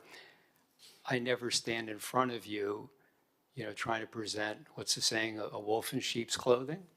You should take the time to understand who Nick Stefanale is, and we should welcome him and other similar operators into this community, give them a chance to be successful, give them a chance to elevate our community. I live on the Venetian Causeway. I live on the Venetian Causeway. I enjoyed Morini when it was here. I enjoy Sunset Harbor. It's my backyard. I wouldn't do anything to tarnish my backyard or my reputation. You should listen to Nick as an operator of a world-class restaurant, not another Johnny-come-lately to our city. So I appreciate that we all have this opportunity together. Thank you. Thanks, Lyle. Anyone else in chambers? Anyone on Zoom? There's nobody on Zoom with their hand raised. Oh, Hey, everybody. Thank you for having us. I really appreciate it. I wanted to echo on what Lyle was saying. I'm so proud to obviously be a member of this community since I was born. And as you all know from my track record, you know, we pride ourselves in going above and beyond with our designs, above and beyond with our programming of our buildings. And we are so fortunate that we were able to make a deal with Nick and his amazing team, because Nick is not just any operator. Nick is, you know, his restaurant at one point was rated top 12 Italian restaurants in the world. Okay, not in Miami, not in Washington, D.C., but in the world. So we have to figure out a way as a community to coexist our residential and our commercial neighbors, okay? There's a lot of competition. There clearly is a lot of competition with Miami Beach. There's other cities that are drawing top chefs, top restaurants, and we need to figure out a way to continue to draw these top groups to our amazing city. This is something that we, as a hotel owner and as a property owner, are thrilled to be able to program our property with such a tremendous operator, amazing cuisine. And what I would ask all of you is to give him a shot. You know, give him the benefit of the doubt, because if he turns out to be, you know, what the neighbors are concerned about, we could always come back to you, and you will bring us back, and we will be in front of you, you know, analyzing whether this was or was not the right thing. But don't shoot it down now. Give him the benefit of the doubt. He's clearly top chef, top operator, and all he wants to do is to enhance that guest experience on the amazing rooftop that we currently have. So again, Miami Beach is not only special because of its amazing residential neighborhoods, it's special because of the hospitality experience that we offer to those, you know, residential neighbors, as well as our visitors that travel from different parts of the world. So, you know, we need Nick to succeed. I think the Sunset Harbor neighborhood, the Palmview neighborhood is going to be thrilled to have him, you know, walkable to their homes. And, you know, let's give him a shot and give him the benefit of the doubt so that, you know, this could be an amazing complement to our neighborhood. Can I just ask you a couple questions? And I just want to announce, anyone that's here and anyone on Zoom that's here for the Deauville project, it will follow this item, so go ahead. Oh, go ahead. Just to address some of Sarah's concerns about what is the logistics of running the pool for the guests of the hotel and the restaurant integrated, just so we all understand how that's going to be. So okay, so the pool will still be obviously open and available to our hotel guests. You know, the thing that I tell when we have these neighborhood meetings, the thing that I always mention to them, and they and all of you should be mindful of, is that our hotel guests are right below the venue, right? So we're not going to do anything to compromise the guest experience, because there's a lot of competition, as you know, in Miami Beach. So if we have excessive noise complaints and our guests don't come back, we're one and done. So what I would say is, logistically, you know, we have the, you know, we obviously have the restaurant below, we have the venue on top, and it will be a light bite, you know, restaurant on the roof. It will offer, yeah, go ahead. So sorry, so the people who are coming up to the restaurant, and you still have guests using the pool at the same time, is it closed off? Is it, I mean, there's No, no separation? there will still be guests. You know, the guests will not be displaced by the restaurant. They will just be offered more amenities, more food and beverage, you know, a more greater food and beverage experience for those guests. But they're allowed to use the pool while the restaurant is open on the roof? Yes. As far, I mean, there will be hours of operation, but there will be, the pool has hours where it closes for, you know, pool use. So once those hours are closed for pool use, you know, there will not be people swimming in the pool. There's hours of operation for the pool. So there won't be any usage of pool during the dinner hours, basically? Yes, Okay. correct. That's, Yeah. wait, You just, I Okay. feel like you So, just said so, them. okay, so we have pool hours. We have pool hours where after a certain time, the pool. What are those hours? Honestly, I think. I need to know that. I think the pool, I have to check. I have to check on the exact pool hours. I have to check as far as when the pool shuts down for usage. And the restaurant is on the ground floor? And you're, and, So our rooftop is 2 tiers, okay? So it's a big rooftop with 2 tiers. There's the upper tier, which is where the pool is and the counter is, and there's a lower tier, okay? The lower tier is where a lot of the chairs and, you know, the lounge seating is placed currently. And then there's the upper tier, which has some of the lounge seating around the pool. The lounge seating around the pool and the pool usage, after a certain time, there will not be people swimming in the pool. We're not gonna have people, you know, utilizing the restaurant and swimming in the pool at the same time. okay. As far as the hours of operation, as far as when the pool shuts down, I have to check with my hotel team. How large is the how large is the rooftop? I wanna say that the rooftop is, it's probably like around 6,000 square feet, more or less. And so you're gonna have a tapas menu on the top, or would it be the I full mean, restaurant Nick menu? could speak more into the menu, but basically it's to complete the whole guest experience from the ground level. And like Nick said, you know, the whole property will have a continuous hospitality experience, okay? One of the biggest attributes of the property is the fact that we have spectacular views. We want those guests to enjoy those views from the rooftop, not just the ground level. That's why Nick wants to complete that whole experience throughout the property. Go ahead. What's that? This will help, Yeah, I think, we clear did. some They're of this going on stuff Zoom, up. right? You're on Zoom to speak. Right. So Can before you, we oh, go- sorry, before you speak, Mickey, can one of you address so both representatives from the neighborhoods claim that there's been a history of code problems and Right. noise and I'd also like the city to tell me if that's. Yeah, there accurate. has, there were, back in 2022, we included in the report, there were some events on the rooftop. They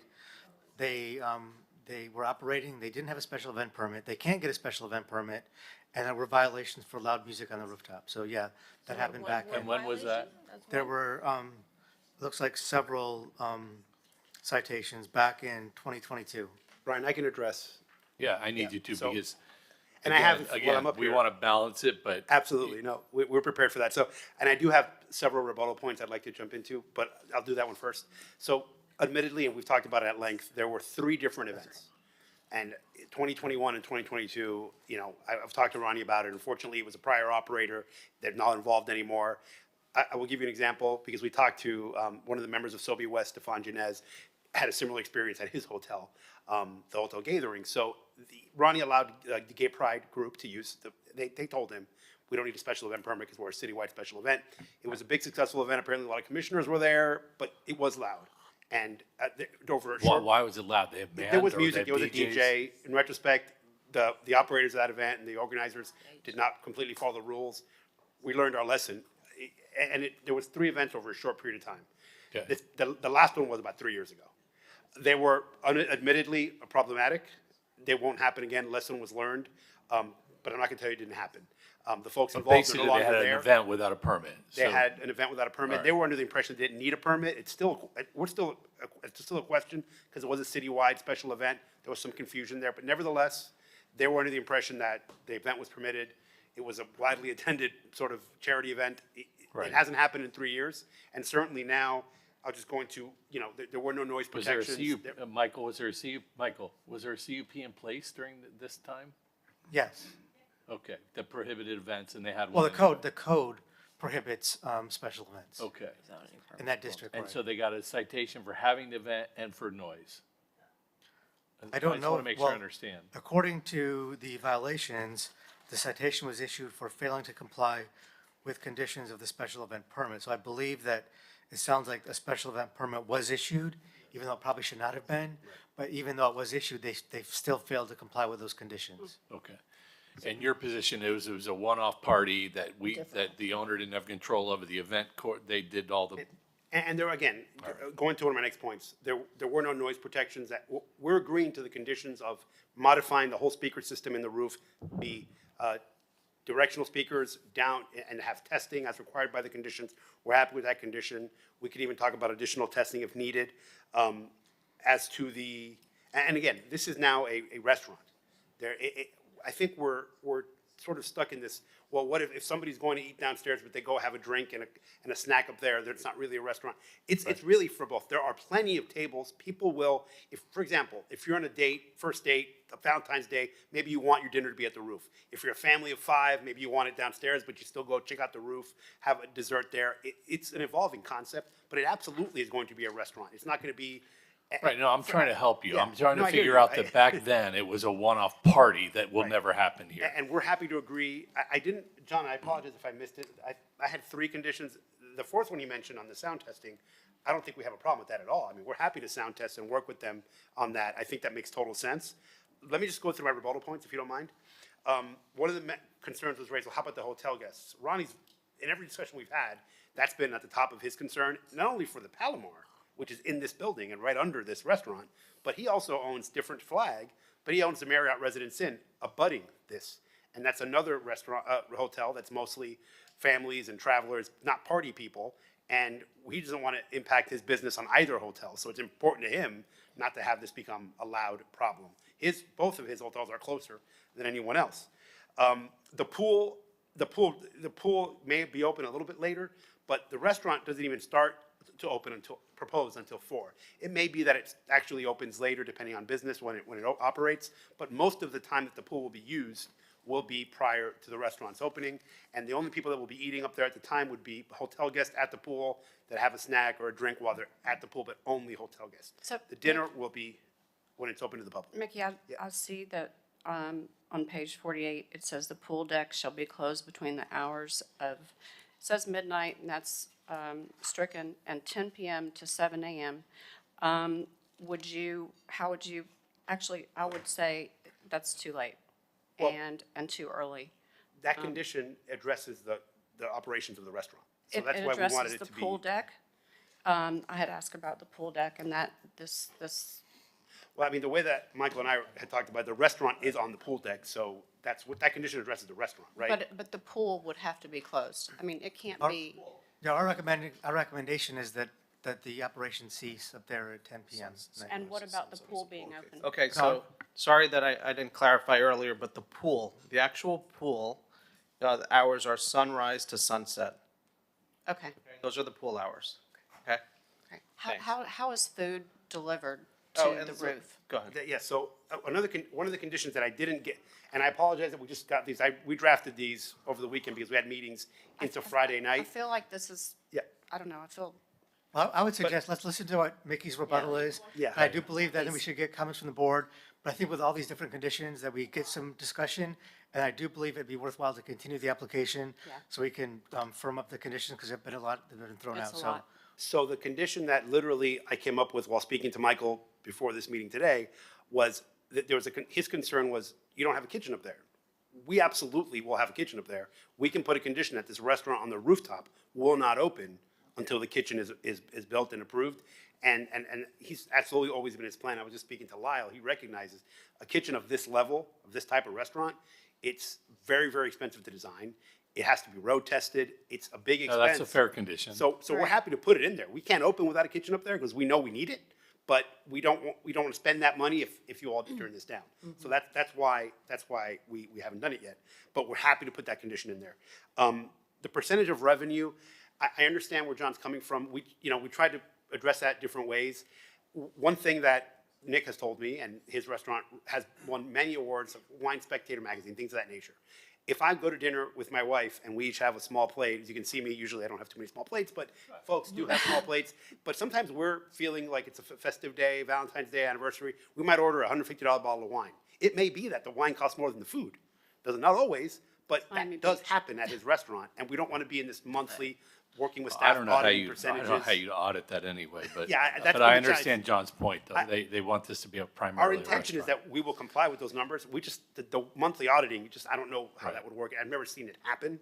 But what I put instead was that the restaurant menu will be available always to all guests. It's not going to be a lounge, a bar. It is truly going to be a restaurant. Well, 'cause I I addressed the think actual what- bar that's there. What John is actually worried about, and I guess Sarah, the same thing, is that this becomes a bar versus a, you know, a quiet establishment. And I think it's pretty clear based on the operator that we're not going in the direction of a club scene. I mean, it's pretty clear that it's going to be a very peaceful kind of atmosphere that's the type of restaurant that he runs, right? And so it's a food experience and with views and with, so I think that, you know, we can go and, you know, analyze left and right. We have the operators in the past that were wrong in the way they operated there, but it's not the same group that we're dealing with.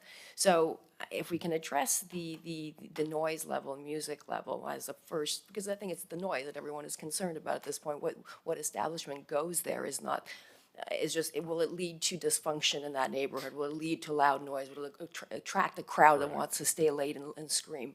And I think it's clear based on the operator we have that this is a really good case scenario. And I understand the resistance of having a rooftop. The places we've had issues with rooftops are operators that have events, DJs, live music. We don't see that right now. And so if we can sort of work in the conditions that, you know, take some of the suggestions and controlling the noise level, and giving a chance to the operation hours to be the 11 and midnight. It's an hour difference, and I understand the concern again, but it is a restaurant and people tend to eat, you know, past 10 o'clock around here. So I'm just, I know you're doing a lot of the presentation. I just want us to focus on what we're trying to achieve here, and what it is a noise level. Right. We have a good operator. He's not going to be having parties up there. We can make sure that we put the conditions we need for the noise. And, I mean, that's where I think we're at. I think we've got a lot of information presented, but we and the concerns, yeah. Yeah, boils down to noise and It boils disruption. down to noise. And I think we got the right operators are not going to be looking into running it with, yes, Sarah. Now you got to speak on the mic. Sorry. If you look at the noise violation system, from 2021 to 2022, there were 15 calls. Some of them fines, some magistrate, and that had to do with the big event that Alex Fernandez called code because he was coming out of Publix and he heard the whole thing.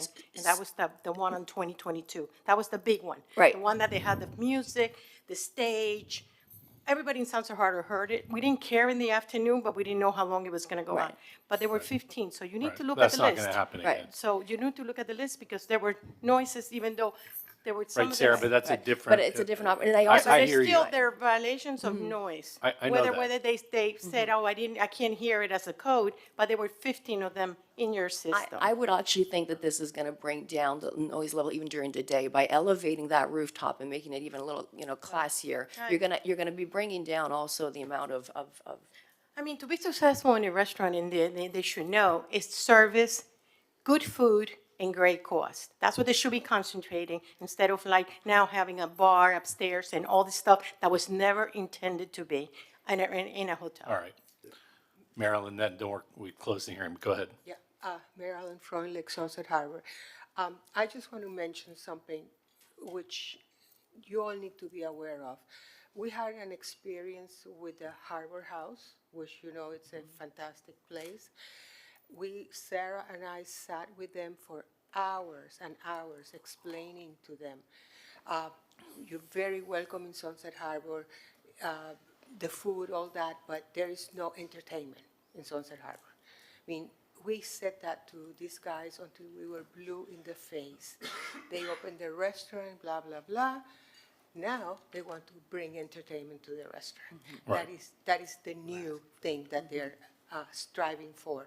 Because they're all indoors. That's what they're going to tell you. I'm sorry? Because it's all indoors. But Yeah. anyway, go ahead. But Brian, they knew that is not allowed. No, I know. I'm just So telling you the what their point- argument is. the They've come to point me about is, it. They got their foot in the door, and now that they're in there and they're being successful, now they want to bring a piano and they want to bring this, and they're lobbying the commissioners, and even some people in the neighborhood are saying they're going to run for commission just because they're upset that Sunset Harbor doesn't have entertainment. That's what I don't want to happen here. you Well, know. they don't have entertainment, so. No, but you give them the foot in the door, and then they'll be back here in 6 months or whatever, asking for this, and they'll be asking for that. Right. And that's when all things. Right, but then we would have to approve that.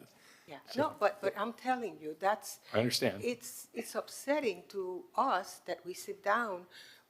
In this case, we really haven't negotiated with Mickey because the Palm neighborhood has been doing all the, but, we sit down with these people for hours and we tell them our needs and we want them to succeed because we live there. I mean, I love to go to a bar and have a drink. My God, I love that. But they cannot, that time that they had, it was during spring break. And you could hear them in Hialeah. That's how noisy they were, so. Understood, but this is a different operator, but we understand. To be that. clear too, Understand. to be clear that outdoor entertainment is prohibited here. They Correct. cannot even make an application. Correct. They could make an application for indoor entertainment, but not outdoor. Is the So- indoor entertainment, can you hear that from the roof at all? I don't know. I've No, never- no, no. I don't- If you don't have entertainment, you're We're not not allowed to have asking for it now. entertainment. If we wanted to have it indoors, it would be, again, she mentioned piano. We may want to have a piano downstairs. I don't think that would bother anyone. Certainly no. But anyway, let me just address some of the noise issues. And I'm not familiar with the Harbor House. I'm not involved with that. But we're not asking for entertainment. We would only ask for it in the indoors. It's not even part of this application. To Melissa's point, I think the issues are noise, so I'll focus on that. I had some other points, but I'll focus on that. The conditions already proposed by staff required, we were going to offer it anyway, but they require directional speakers. We're happy with that. They require, I think, some monitoring and sound testing. We're fine with that. Something I just kind of thought of while discussing with you all, the code, as you know, allows, gives staff the ability to bring us back if there's a violation. But as you saw with these other ones, they didn't come back. I'm happy to put a condition in here that if we get one noise violation, we will come back automatically. That string thing is what's already there, because as you saw in this particular business, they didn't come back. And I don't know why, but it's long past, but we're happy to come back after one, we're hoping we don't have one, but just to strengthen this. All we're allowed to have here is ambient noise. Nick's not going to spend the amount of money he's going to spend to open this restaurant to start creating problems and have to close. He wants this to be successful. I know there's elements about this that make it seem like it's not a traditional restaurant, but it's just a traditional restaurant experience that's evolved in a different way because of the space. And finally, the bar upstairs I put a condition into that we're offering that it won't be the bar that you guys are concerned about. Service bar, people can eat at that table, but it's not going to be the screaming type of bar so we don't have noise that's going to be loud. You We would have convert ambient that only. to a full kitchen, correct? We agree to the condition that we won't open the rooftop till we have a kitchen up there. And I'm happy to. All right, I want to give some other board Yeah, anyway, members a thank you. chance. See, I'm sorry, I don't mean to, I know there's a process. All right, but last there's comment. been Go so much ahead. development in this one meeting. Go ahead. So I Last just one. want to say. Go ahead. The ambient standard is unenforceable. It's ambiguous. It's someone being in the space and trying to have a conversation and determine whether they can have a conversation. It also does nothing to address the way sound travels. So when you're on a rooftop, sound travels much more easily. And so you can be ambient and we can still be hearing it in your neighborhood. So I would just ask that if we are going to continue to make decisions on this and not continue it, that the plainly audible standard be used, which is the one that actually protects our ability to hear the music. And frankly, again, just holds them accountable what they say they're going to do. There's a lot of trust us, but don't hold us accountable. I would much prefer we trust them and also hold them accountable so that they can get a noise violation be brought back. Because what Mickey isn't saying is that it won't be very easy to get them a noise violation if we approve it as is. So, anyways, Okay, thanks. Scott, any questions or? Yeah, I don't think there's any question up here as to the quality of the operator. I have no doubt that the restaurant's going to be operated as they say. But Mickey, when we spoke, I said exactly what John from Palmview said. There's got to be some conditions in there that hold you accountable, hold you up to that. You came up with a number of them that I think are good. I think some of the ones that Palmview is requesting are good as well. And the one of them that I think, at least for me, is something that if it's not in there, it's a non-starter. It's the plainly audible. It seems like we're moving in that direction on a lot of other projects, things going on in the city. I think we're putting that into a lot of other CUPs. So honestly, without that, I wouldn't be in favor of it, of this application. I did like the one about a certain percentage of revenue coming from the rooftop should be for food, but I do understand that might be a little difficult to audit. But I think you putting a kitchen up there will help. It shows that you do want to keep it as a kitchen. I'm sorry, keep it as a restaurant mainly. You know, we see this going on in the city all the time, you know, things, pool parties, things like that, and that's the concern. We don't want to see that. The neighbors don't want to see that. And we need to put some conditions in this order that prevent that. And even with these, who knows what's going to happen. So, I mean, you know, like I said, the plainly audible has to be in there. And if that's in there, I'm okay with the hours you're proposing, because if your neighbors can't hear you, I mean, for all I'm concerned, you can be 24 hours a day.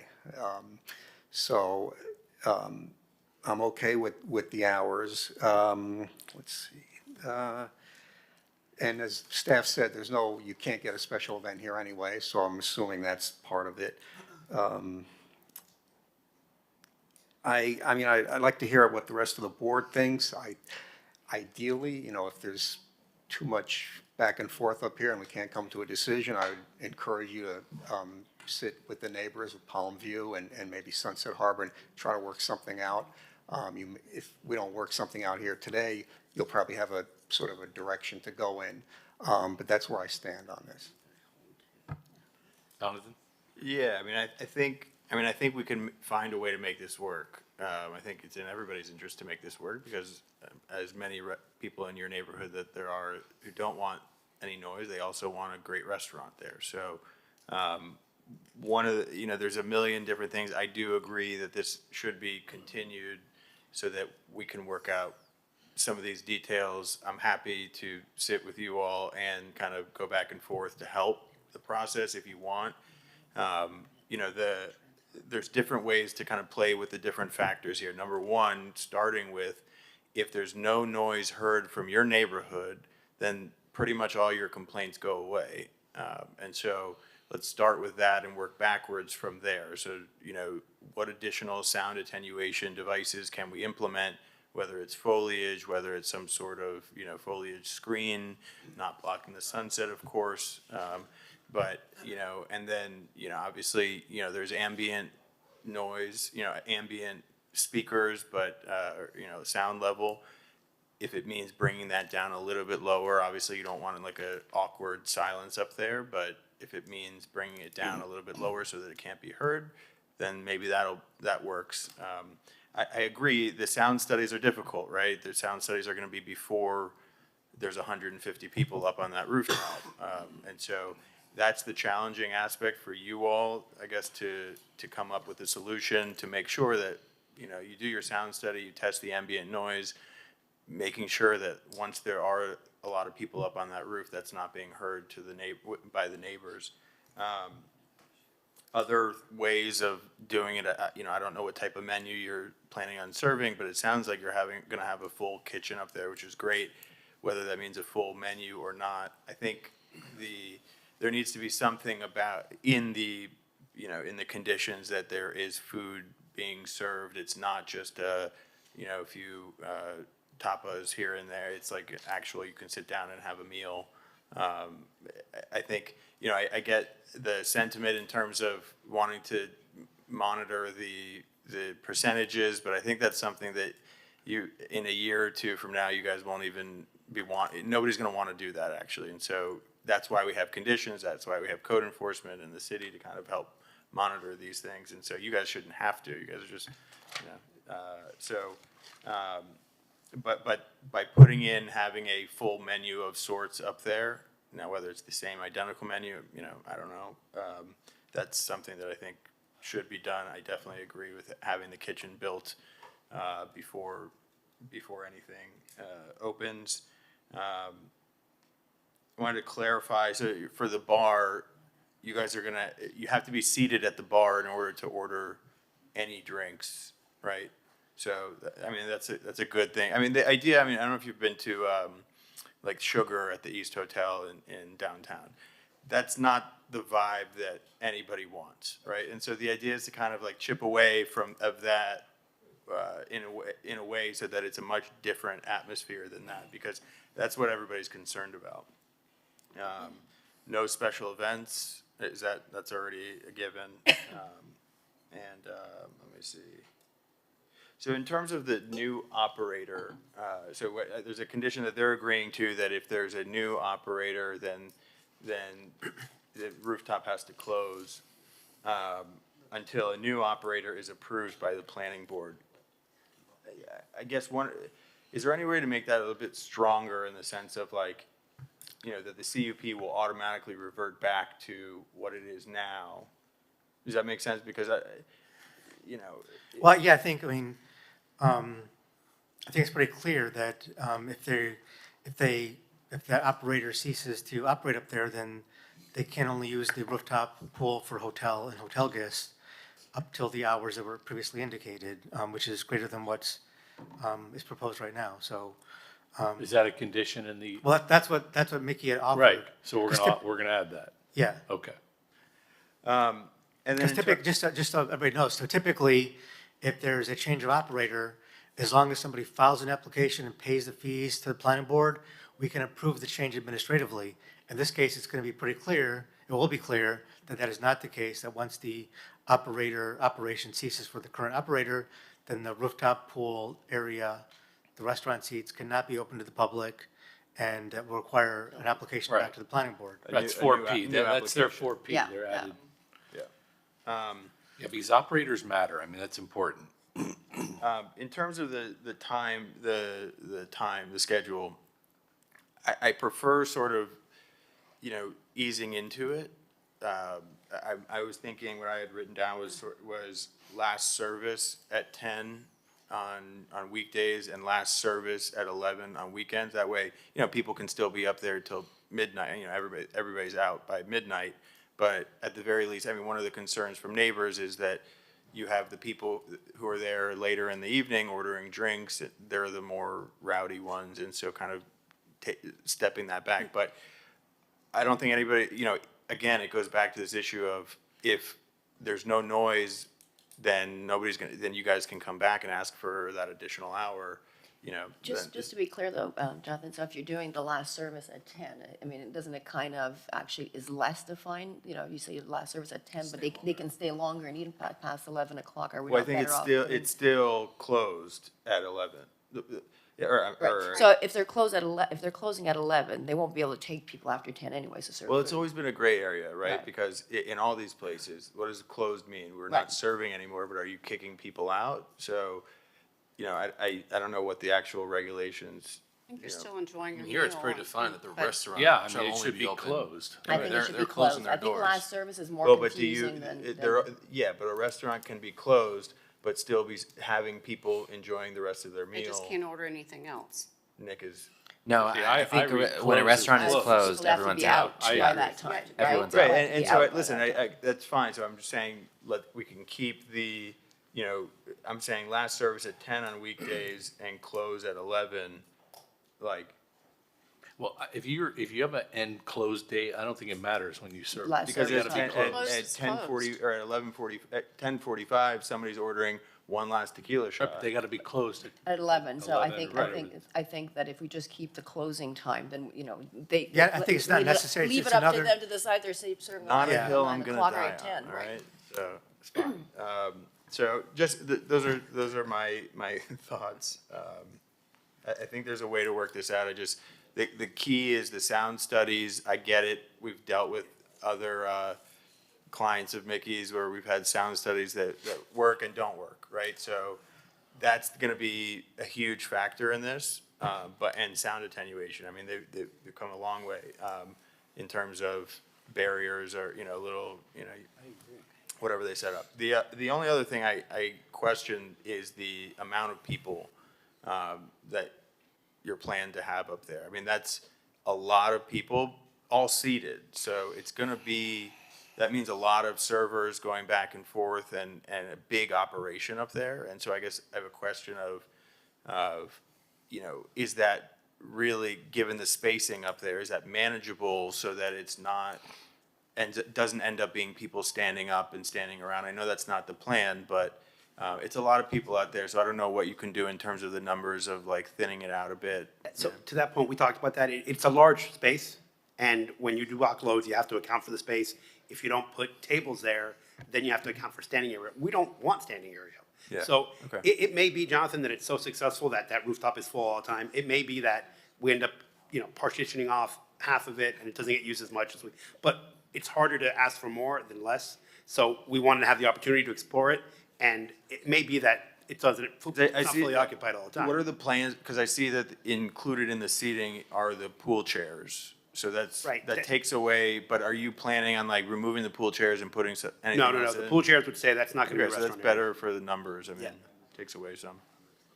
Nikhil? Okay, I'll be quick. I'm supportive of keeping the hours that the applicant suggested, assuming that we could all come to an agreement on the sound, whether that's plainly audible, but instead of 100 feet, maybe it's 200 feet, whatever kind of that distance is between the commercial district and where the residential district starts. Question I had was, obviously, this is a pretty significant increase of occupancy with outside patrons not coming in. So has there been a parking plan that's been updated to accommodate that, or that's TBD? Just parking, queuing, valet operation, So, things like that. I'm glad you're raising parking, because the dynamic has shifted such that hotel guests, so our parking, I'll give you an example. So we own the Marriott and we own the Kimpton. Both hotels run consistently in the mid-70s to mid-80s occupancy. Our valet operator has given us statistics which, while we are running 75, 85% occupancy more or less, our parking garages are 25 to 35% occupied during the year. So we have significant parking to absorb, obviously the restaurant and the uses. So the nice thing about it also is that we have the same valet operator, right, that runs our properties, because we have economies of scale, and they are working with both parking garages. So to answer your question, yes, we have addressed the parking, and we have adequate queuing, and we have more than adequate And if we parking. wanted to introduce language that there shall be no queuing or whatever it is, I assume because of your Yeah, so we pretty have- significant vacancy, you'd be okay with that? Yeah, we have a big, driveway Perfect. area such that there's, no Shouldn't be an issue. Okay. external. So I'd queuing. also want to introduce language that there shall not be any queuing. I think, let me see anything else. Just qualifying the restaurant menu. So I think other people have spoken about it, but it shouldn't just be restaurant menu. There should be some type of qualifier. I know you're going to invest significant money into a proper kitchen, but there should be an actual qualifier. Make sure that's a substantive restaurant menu versus some. Yes, just 100%. It will be a appetizers. substantive restaurant menu. So I don't know how to qualify that, but I'll throw that back to the city. Right. We just to interrupt, Giselle just noted that on page 48 of the board packages, under condition 3G, basically says the applicant, 3H, the facility shall maintain sufficient valet runners to ensure that there is no queuing of vehicles on the public right-of-way. Perfect. I think that should be tightened a little bit, because we've seen other properties where it's to ensure that there is no queuing, but if there is queuing, that's not necessarily a violation under the code, under the CUP. Maybe it should say. There shall not be queuing of vehicles. In addition to that, just adding in, so it's a bit stronger, I'd say. I mean, Can you remind me, I have a visual of the hotel that, from Alton Road, there's a driveway and so Yes. basically the driveway's within the. The driveway's within the property. How many cars can be into that space? Can queue into that? Yeah. A lot of cars. I don't know exactly, but it's at least 10. Okay. At least 10 cars can So pull Michael, over. they'd like you to change that to shall not queue, okay? In addition to So the that shouldn't be plainly an audible. issue. No queuing shall be permitted on the In public addition right-of-way. to the plainly audible and kind of figuring out what that distance is between commercial district and residential district. And Let- sound 50, baffling so of that's- some sort, some sort of sound attenuation. Well, Sorry, go ahead. I think that the Palm View neighborhood, I think is it 500 feet away or 250 feet away? I thought it was more. But I guess we could, I think it's important that we, that this is a case where the building is there, we can perform the sound test. So if there's a notion to continue this application. I think Well, we Michael, don't go there, because I don't think that's fair to the applicant unless we really can't come to a resolution, because I think we we're can. pretty clear on that. what I would say Let, is. well, let me ask Oh, Mickey, go ahead. will it delay this project if this is continued a month? I don't want to punish the applicant, and make you Probably, yeah. wait. I mean, he wants to open at the beginning of the summer, and so he's Wow. fully operational. you can't I know, continue but to First do time the- I've heard that. It'll open a month later. You have to design the kitchen still. I mean, it's gonna take you some time to design the kitchen and get it permitted. Well, but I don't know if they're going to They're do not their gonna kitchen open if the we don't. second floor. The whole reason for us being here today was before we dive into FAR regulations, design and drafting and building a kitchen, we need to make sure we can use the space first before we build the kitchen. Right, so you want That's a the whole resolution. purpose. Once we know we can do it, Yeah. then we can start that process. All right. The restaurant on the ground floor is hoping to be open by the beginning of summer because we're in the process of permitting right now for that. But as we're doing that, we want it to start on this process because we Got know it. it's going to be a lengthier process to get I agree. all the pieces open. I think I have, in addition to all these conditions, and I can't even read how much I wrote here, but I think the one thing, I think Jonathan and you both hit on it, they're 250 feet away. We have 100 feet plainly audible after 11 by code anyway. Can we say, just because, that way they definitely won't hear it. All other hours that the restaurant is open, plainly audible, 250 feet. That means if they can hear it in their If neighborhood. that's where they we have a are, that's violation. fair. I just don't want them Again, hearing I it. mean, we're okay with that. All 100 feet, I've always had issues with. It's very tenuous. You good with that, John? 250, That's we could. okay. That's we're reasonable. comfortable. Can I, well, how many feet away are the Sunset Harbor Towers? More than 250. That's More further than than that. 50? Yeah.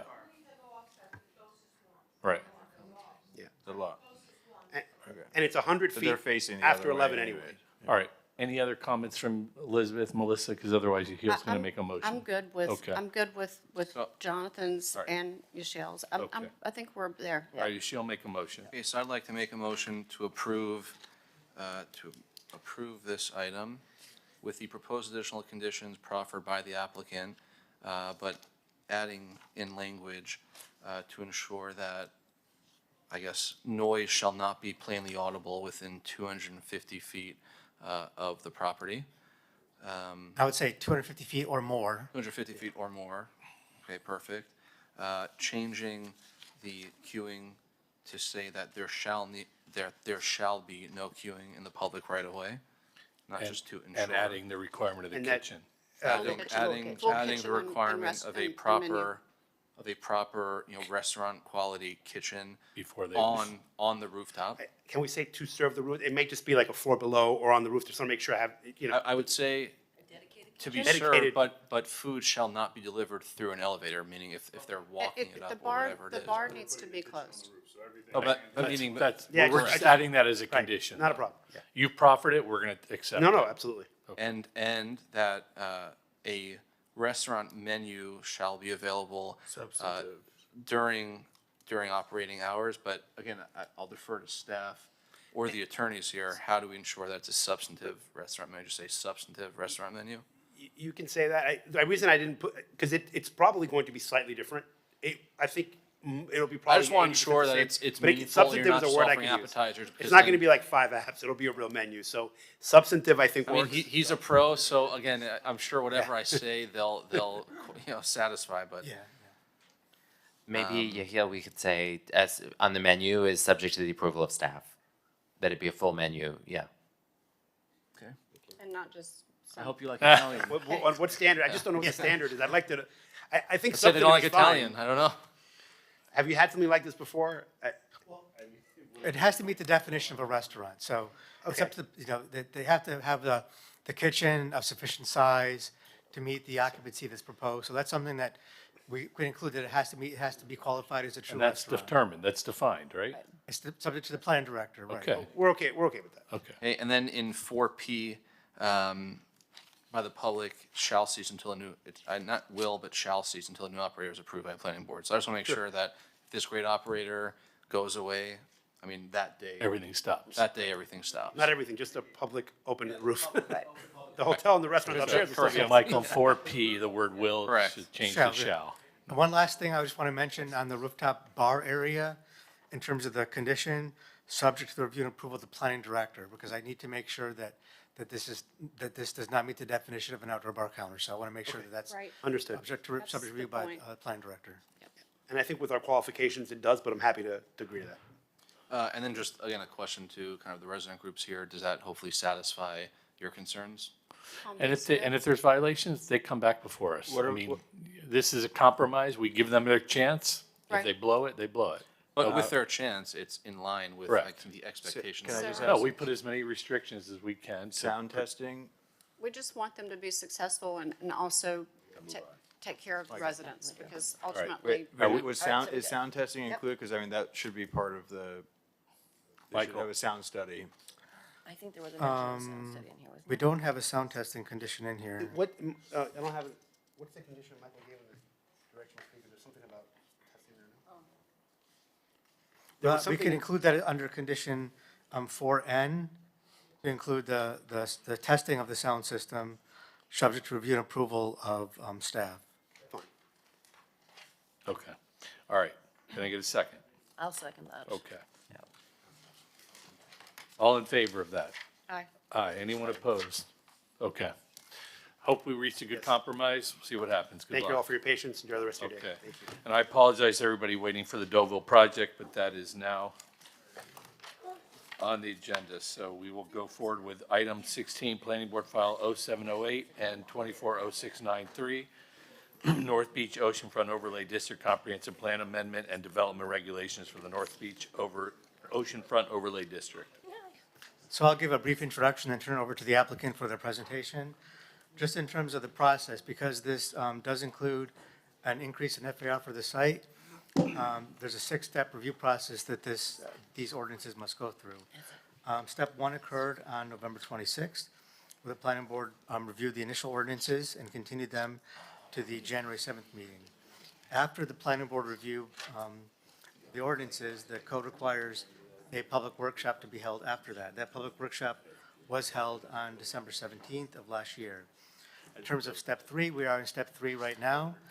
Step 3 was a continuation of the meeting on January 7th, where the applicant requested a continuance and there was no substantive discussion of the ordinances on January 7th. And just to be clear, we're going to take together PB 24-0708, which is for 6701 Collins Avenue, which is a comprehensive plan amendment, as well as PB 24-0693 for 6701 Collins Avenue, development regulations for the North Beach Oceanfront Overlay District. Now, in terms of the applicant's revised presentation, let them go through changes to the application, most notably changes to the partially recreated or reinterpreted north tower of the Deauville site. In terms of additional recommendations by staff, we want to make sure that the tower footprint and dimensions that are shown for the residential portions, that those are specified in the code. So we are recommending that there be a inclusion in the code of a maximum floor plate for each of the new residential towers not to exceed 9,500 square feet. This is consistent with what they're proposing, which includes a floor plate that ranges from approximately 4,000 to 9,000 square feet, so it's not any different than what's proposed. We are recommending that there be in the code implementation of a maximum east-west dimension so that tower doesn't extend, further towards the ocean that's proposed. We don't have that dimension, so we just ask that dimension be included in the code so that there's not an extension of the towers, especially since they are asking for a modification of the code to allow the towers to be closer to the south property line. But in summary, we are recommending that these ordinances are transmitted to the city commission, both with favorable recommendations with the minor modifications that I noted.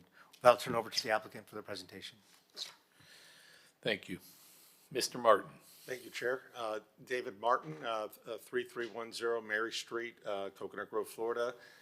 Want to thank you all for your time today. This is a very important project for the city of Miami Beach and for North Beach. We've been, really working with a lot of the neighborhood groups, meeting and exploring ways on how to develop this project in the best possible way for the neighborhood, as well as catalyze some of the commercial district and really look at some of the benefits this project's going to have for the rest of the neighborhood. Just so everyone knows, there is a North Beach CRA, so all the incremental tax revenues from this project will be going there. I also wanted to make a special note to the Sussmans, as well as to Charlie and Diego from Emet and the Sterling Building. We've been working very closely to appease the concerns as it relates to the setbacks for our neighbors, which I think is very important, and at the same time focus and work with our design team. Today we have Alan Schulman here from Schulman Architects. We have Eduardo from Foster Architects. We have Hernando from ODP. We also have another Hernando from that's our civil engineer that can talk a little bit about the stormwater retention moves we're making. And we also brought Corey from Kimley Horn that's here and able to answer any questions as it relates to traffic. But the goal here is that this project is a low density project.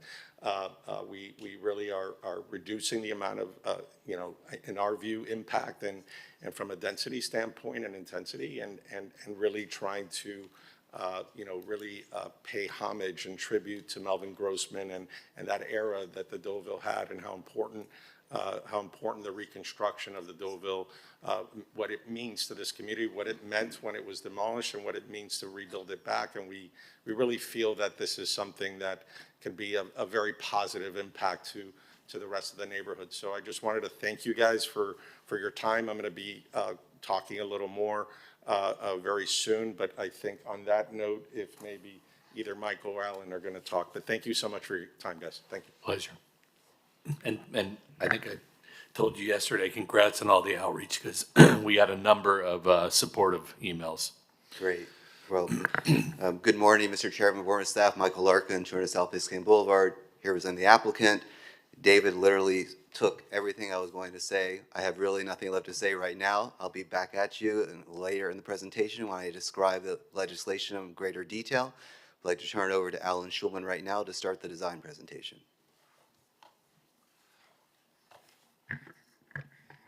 Thank you, David. Thank you. Thank you, Michael. Alan Schulman with offices at 7300 Biscayne Boulevard. Just to sort of bring this all back into the context of what we're doing, I wanted to point out our great site, our very poignant, historically poignant site, the original Deauville Hotel, designed in 1957 by Melvin Grossman. What's extraordinary about this project is that a lot could be built on this site, probably. A lot could be designed for this site. But this project is going to connect to the historic Deauville and bring back something that I think is really an important anchor to the site. We have a tower, like many of buildings of this type. We have a pedestal. Many important elements of that pedestal. Well, the pedestal is really the reservoir of all the historic memory of the site. It has all the major public rooms, a lot of great iconography. It's also really inscribed in the history of global culture. So many people have gone through here, so many artists and performers. The pedestal is unique in Miami Beach because it comes to the street with shopping, and that idea of sort of emphasizing that public space along the street, reinforcing the connectivity with the sidewalk, is at the heart of the project. This is the sidewalk we have now, very narrow. This is what we're proposing to do, which is to actually expand the public realm, expand the sidewalks, widen them, landscape them, in line with the circulation zone long frontage standards.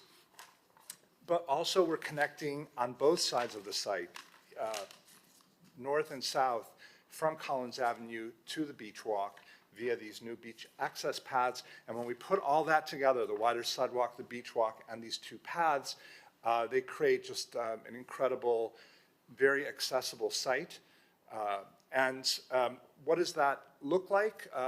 Those expanded sidewalks, you can see here that we've sort of kept the facade of the building, but we're moving into the building with landscape, with plaza, with public facilities and retail and dining. This is all going to be in accordance with the best resiliency standard as well. On the south side of the site, this is what the beach walk will look like. It's going to be on grade. It's going to combine open structure that basically allows us to set the real pedestal back 20 feet from the property line. It'll have landscaping and art. And as you come through the pedestal, you'll be in this much larger space with more landscaping, more amenity, and this is how it hits the beach walk on the other end. So it's a very public experience. And on the north side, it's the same way. So we have the, we have the historic facade. We're sort of expanding the sidewalks and public space into that area as well, and setting back the retail. And then on the north side, if you remember the old Deauville, this was the area of the trucks and the dumpsters and everything. We are enclosing all of that, kind of sealing it inside a gated area. And then on the roof, we're running a second beach access walk from Collins Avenue to the beach walk. And it'll be very public. It'll be clear that it's public. I wanted to just zoom out for a second and look at that context because, one of the problematic things probably about a hotel like the Deauville is that it was very rapacious when it was built. It went to every single property line, pretty much. It met the east property line. It was built up to the bulkhead line. It was built up to the north property line and the south. So what we're proposing to do here also is in collaboration with our partners and neighbors, and what we've responded to the concerns that the building is too close to the north property line, that the building is too close to the beach, by setting the tower back on both the north and the east sides. And so the new tower form is reduced on the east end. It's pretty much similar on the west end. Just to give you a three-dimensional sense of what this looks like, this is the original tower and pedestal. And this is our original proposal for a reconstructed tower and reconstructed pedestal. And then after many workshops and meetings with neighbors, we basically proffered a 30-foot north setback and a 50-foot east setback for that tower. And so, frankly, I think given those changes to the tower, it would be inauthentic to call it reconstructed, but we are proposing to reinterpret that tower. And this is the basic volume of that reinterpreted tower. It's a tiny bit taller, it's a little bit wider. It retains some very important elements like the very strong horizontal thrust of those eyebrows. It has a very important pylon on the facade, and it has signage. So, just to give you a visual sense of this, when we appeared before you last time, we showed the reconstruction of the original Deauville tower and pedestal. This is what it looks like with the reinterpretation of the tower. So basically things are a little different too. It's going to be a building of our time, reminiscent of and reinterpreting all the elements of the original Deauville. And with that, I'm going to turn this over to my colleague, Eduardo. Thanks, Alan. Eduardo Ruiz, Foster & Partners, London. So Alan has explained how we're responding to the city on Collins Avenue and how we're creating paths north and south of the site. The city has changed since '57 when the original Deauville was built, but also the relationship to the water has changed just as drastically with the arrival of the footpath and the dune. And we thought this was a great opportunity to bring some of the ecology of the dune into the site and open the core of the site, the garden, to a wider audience.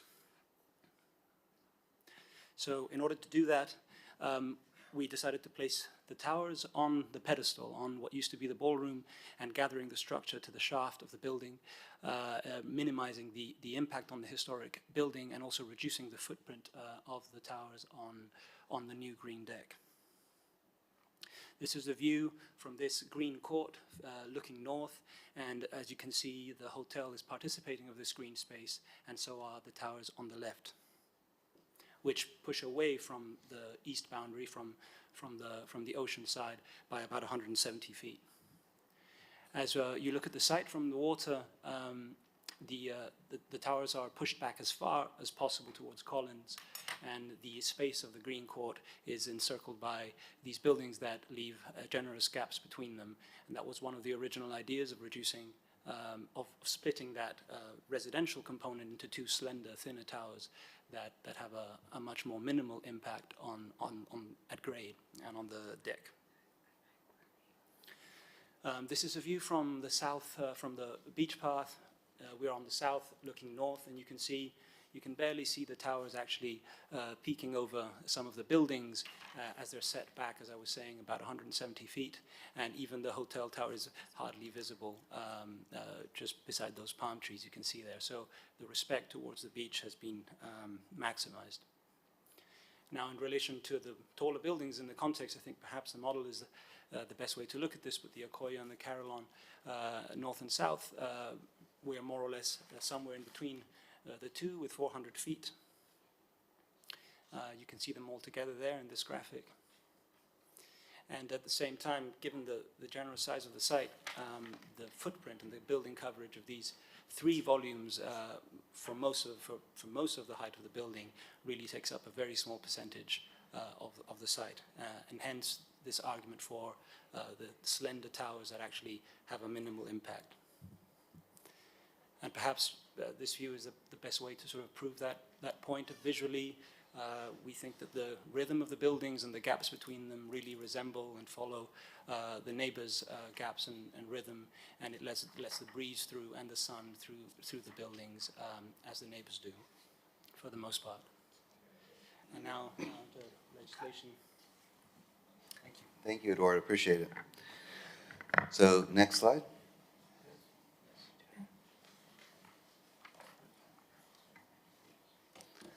So this is a summary of the legislation. You know, you all, your primary role of this hearing is to make recommendations upon this legislation. You're the local planning agency, and from you it travels up to City Commission.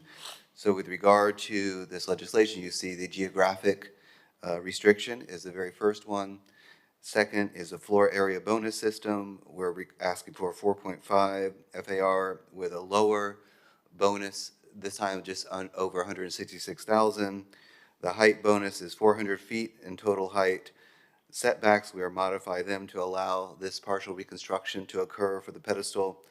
We are proposing setback encroachments for the beach access pathways on the north and south side, enclosed loading area, which is a vast improvement over the way it was originally, shade structures for these beach access pathways. All of them will be encroaching into the required setbacks. With regard to parking, we're exempting the parking requirements for the hotel use from any type of parking requirement there. And then resiliency and adaptation. The code requires projects to be developed in accordance with floodplain requirements, of course, but we're exempting our project from different resiliency code requirements, but you'll see toward the end of the presentation, again, that we are incorporating several resiliency measures into the overall project. Next slide. So back way in November, what we were proposing to you all is a floor area system where we had a much larger bonus of 400,000 square feet. We had all these bonuses on the left-hand side in order to achieve that, and then on the right you see a base FAR of 3.0, and together that gave us a total floor area just over 900,000. What we're proposing today is no different. We're just reallocating among the different buckets of floor area. Next slide. This is a visual representation of what we presented to you all in November. Note that the towers are in aquamarine. They come from what's called the site area FAR. That's the RM3 3.0 FAR. And then the bonus floor area was for the substantial reconstruction. It's all in pink with the pedestal and the hotel tower. Next slide. This is what we're proposing to you all now. We have increased what's called the site FAR. We start again at 3.0, and through a series of bonuses, we work our way to 4.5. As a result, though, the bonus FAR has come down from 400,000 to just over 166,000, And again, we're at an identical amount of floor area today as we were back in November. So our intensity, our density has not increased whatsoever. Next slide. Sorry, just one question on that. Yeah. So was part of the bonus removed for getting the building permit within 5 years? Was that one of the, I think that was one of the qualifiers in the previous version, Go back one. where you have to go back a few, there you go. Yeah, it's there. Okay. The old version. No, okay, so November then flip. It's not part of it. It's not part of that, but we can make it a part of it. We can add another. It's not our intention to sit on our hands, but if that makes you all more comfortable, we can add that. That's fine. Next slide. So this, and so this again is now what we're representing to you all. The partial reconstruction relates to the pedestal, the hotel tower, as Alan went through it. You all is being reinterpreted, but because it's a reinterpretation, we can't use it for a bonus relating to reconstruction. So it becomes part of the site FAR along with the 2 residential towers. Next slide. This is what you'll see from the ocean looking backwards. Next slide. This is, I don't know how much more time, Mr. Chairman, but I'm going to go through some resiliency slides.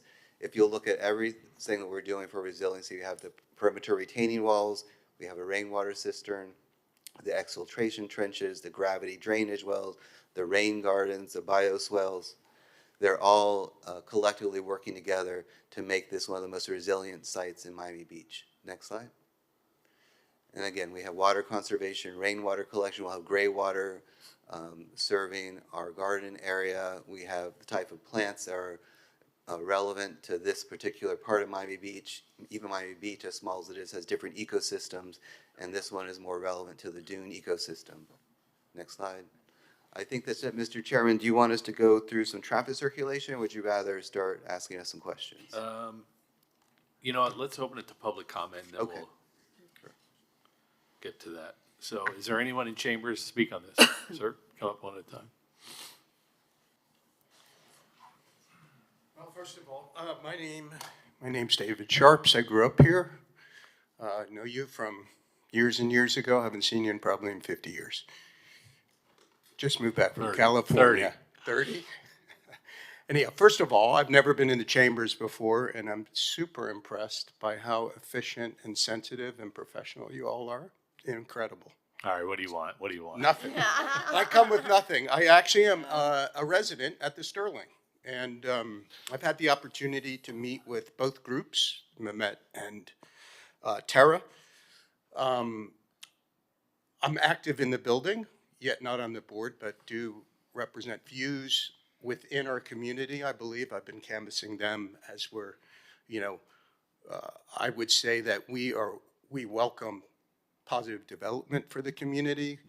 Our issues currently stand with concern, and we're further educating ourselves with the setbacks and height.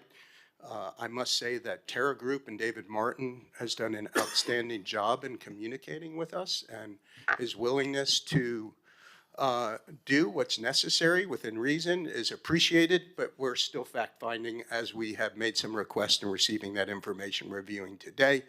Our biggest concern, one of them, is the setback. The Mehmet has been approved at 83 feet, and they're currently at 50. There is some impact there, but we are evaluating that. We want to just bring that forward, that does present some issue, but we're not certain how big that is yet, but we are concerned about that. The other issue is, I think they've done a tremendously great job with their site plan, and where they put the 2 tall structures is outstanding. In my opinion, and I have canvassed many people in our building, and there is support to a certain degree. The big issue for us right now is, right next to us is the Mehmet, which is proposed a hotel. They're now changing to a condominium. They want to go an extra 100 feet. They're approximately 80 feet from our building, so it's close. Once these new structures get approved, is likely then, that's a precedent. So I guess the question becomes for us is, with it right next door and changing the codes to this significant degree has an impact on us, and it's significant. With the positioning of the towers, not so much. and the way they've been separated through the design to allow shadowing, et cetera, is very well thought out. We're concerned about next door with the Mehmet changing and going up 100 feet. What is the basis for that and switching from the hotel? And one thing I wanted to ask, I have minimal time here, is what is the process and how long does it take to switch from a condominium, from a hotel to condo and go up 100 feet? And what is the process for the commission to approve all these changes to code? First of all, thanks for your comments, and I'll let staff respond to that. But just so you know, David, it's great to see you. We're going to make a recommendation. This is not the final hearing, and then it will go to the commission. So I urge you to also attend that hearing because they take public comments just like we do. Sure, so just changing the use doesn't require anything special, but increasing the FAR, or maximum square footage in the site, does require the same 6-step process. So 2 hearings to the planning board, 2 public outreach meetings, and 2 meetings before the city commission. Great. So it is a lengthy process. Great. But the building he's concerned about, this would come within this overlay? No. So We're talking about we met with them, and there's a proposal to increase FAR, increase height, and they'd be filing an application to go through the same process. right, completely independent of this? Independent, correct. Okay. Yep. There you go. So it'll be a whole new process similar to this one. And So does that take some time? How much time? I'm not looking for specifics, but You're looking at least 6 months. That's if everything is approved, back to back, but you're probably more like 9 months or longer. thank you. thank you. Ma'am?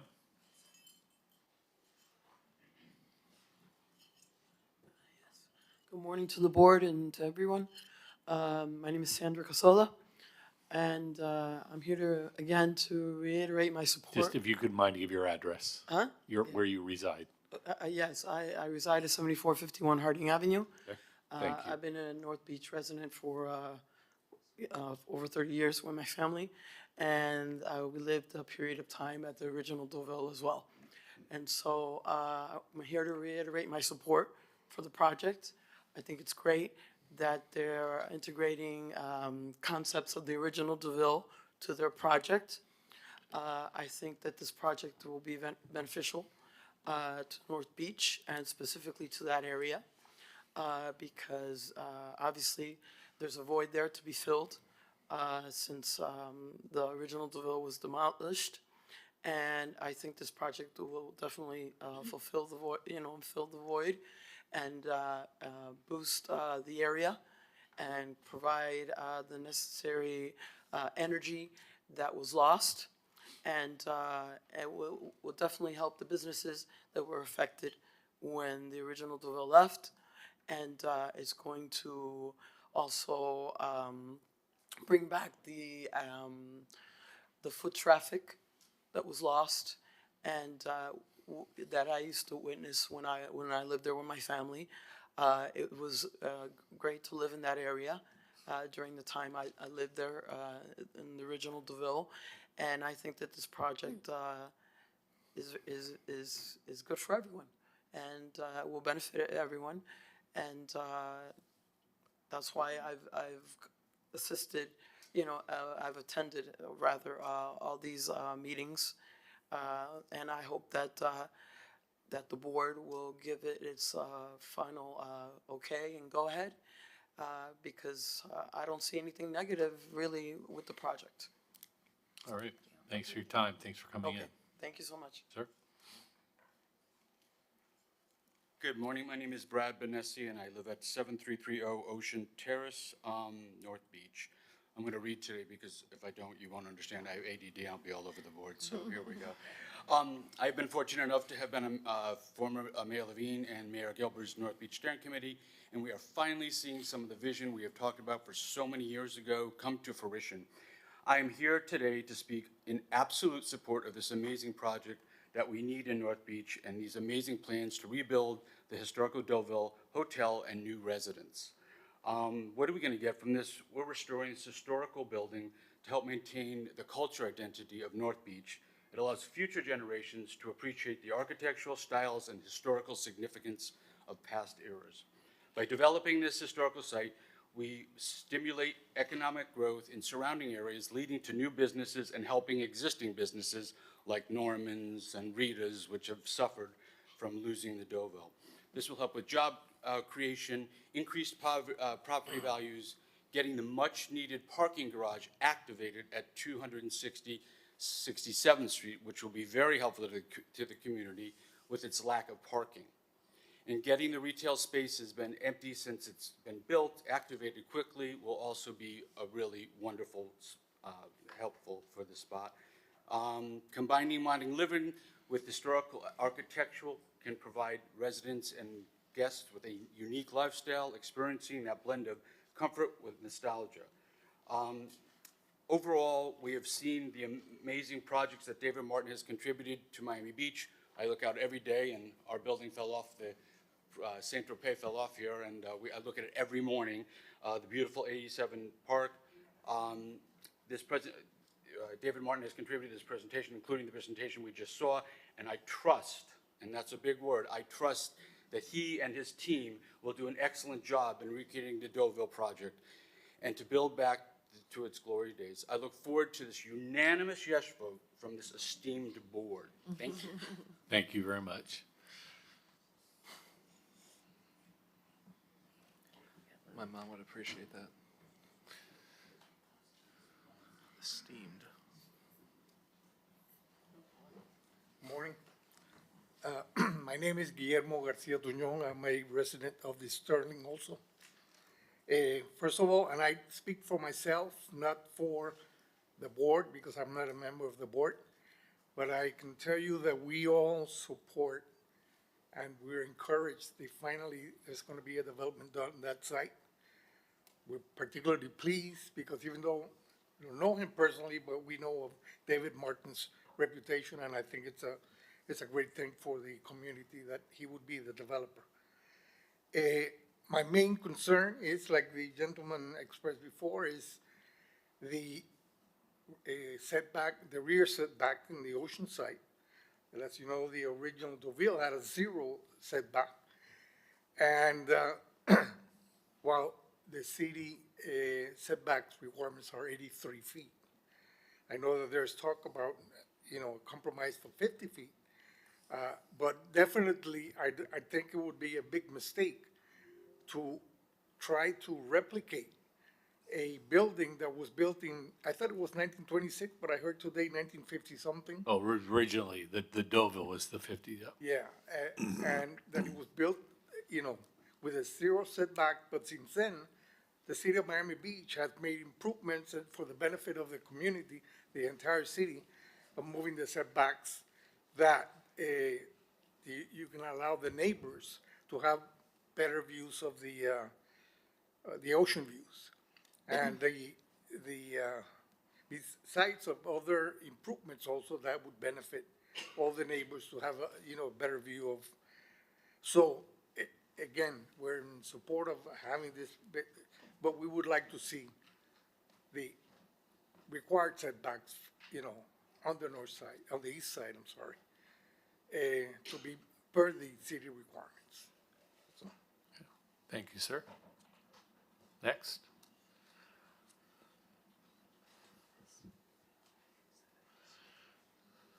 Got all these bodybuilders in here today. Hello, everybody. I'm going to be real quick.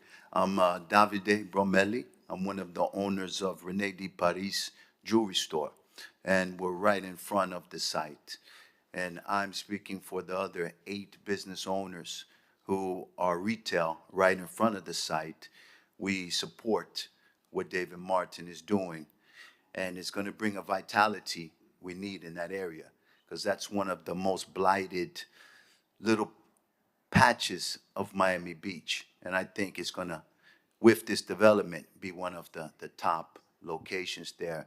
And we welcome the parking also. It's always an issue for all of us.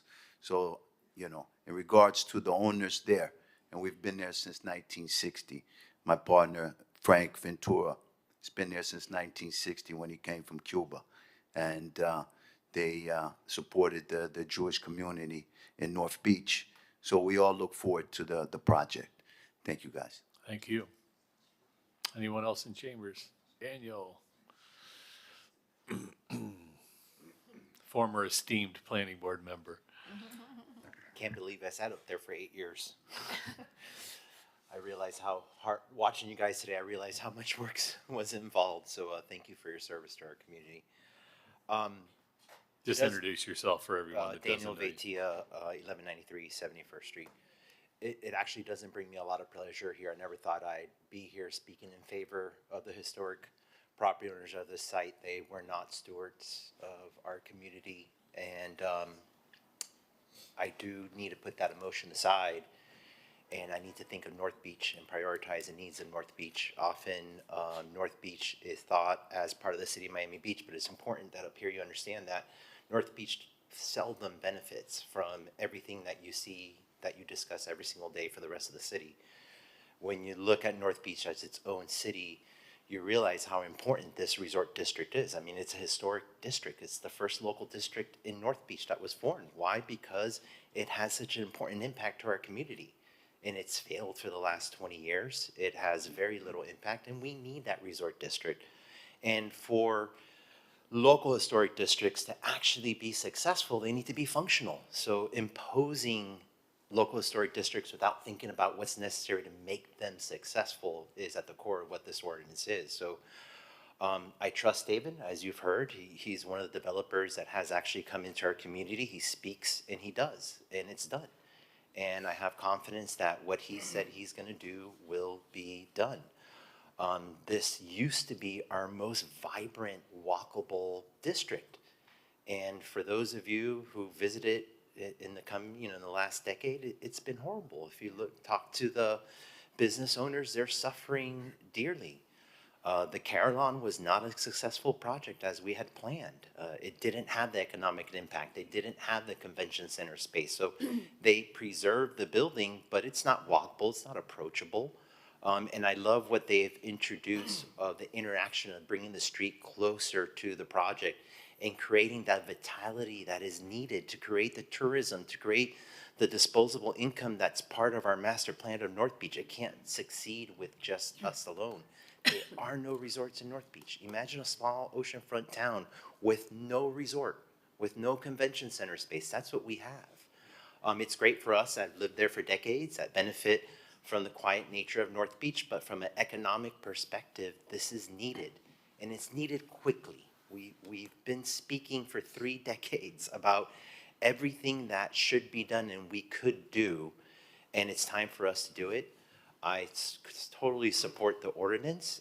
I like the reduction of density. I had very little concern about the traffic impact. In fact, the delivery trucks blocking Collins Avenue have a greater impact on traffic than this site ever will. So I really feel confident that what's being proposed is going to have a positive impact for North Beach, and that it's something that we need to stand behind. And I agree with adding Mr. Frieden suggested, make sure that that time frame is added back into the ordinance. If it was you that had suggested that, I think that's a great idea.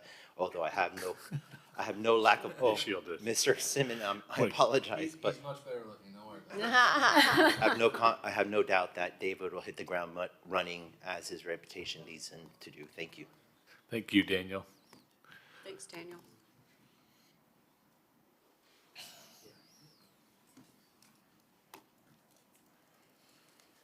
Hello, my name is Diego Colmenero.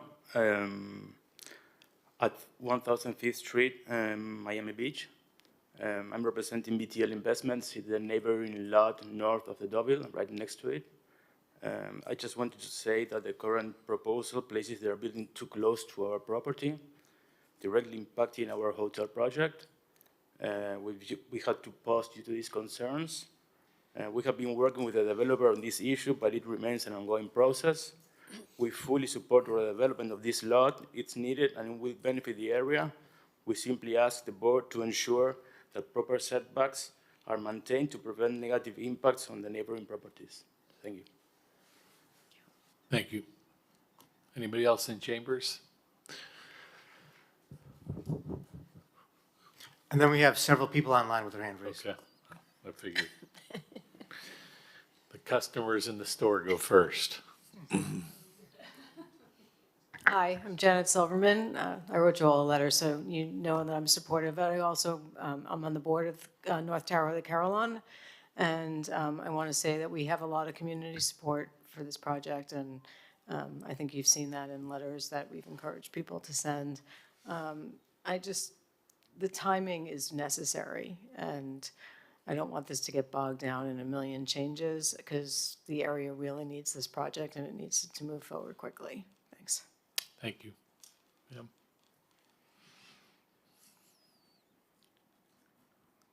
Hi, my name is Susan Cohen. I've actually lived in 6899 Collins since '07 and have been desperately waiting for our neighborhood to improve and get better and be revitalized. And so I don't want to reiterate everything else that everyone said. I support this project. I've spoken to so many people in my community. I've encouraged them to send emails. They support this project. This project needs to happen now. There's so many benefits to my neighborhood, especially from that CRA. We finally need to revitalize the neighborhood, help these businesses that have been suffering. We have storefronts that are closed, and I think the time is now for this project to happen. And David Martin seems like a great developer, the right person for the project. And I just want to tell you my support for David, the you gonna project. be able to fit out the door when we leave? No, please. So that's. Thank you. Thank you, Susan. Thank you. Anybody else in chambers? Okay, we'll go to Zoom. Our first caller is Anthony. And Anthony, just let us know if you've been sworn in, and everybody else that appears on Zoom. Mr. Chairman, this is a Oh, you're right, they legislative don't have to matter, be so- sworn in, they can, yeah, my bad. Anthony? Yes, thank you, everyone. My name is Anthony Stiso. I've lived at the Sterling, 6767 Collins Avenue, for 24 years. I'm very active in our condo association, where I currently serve as a board member. However, today, I'm speaking as a homeowner, a voter, a neighbor, and a friend of the community. I'm very excited to see this great new construction come to the neighborhood. But please remember that this is new construction, and really the only thing historic about it is the name. The huge condo towers are completely new additions.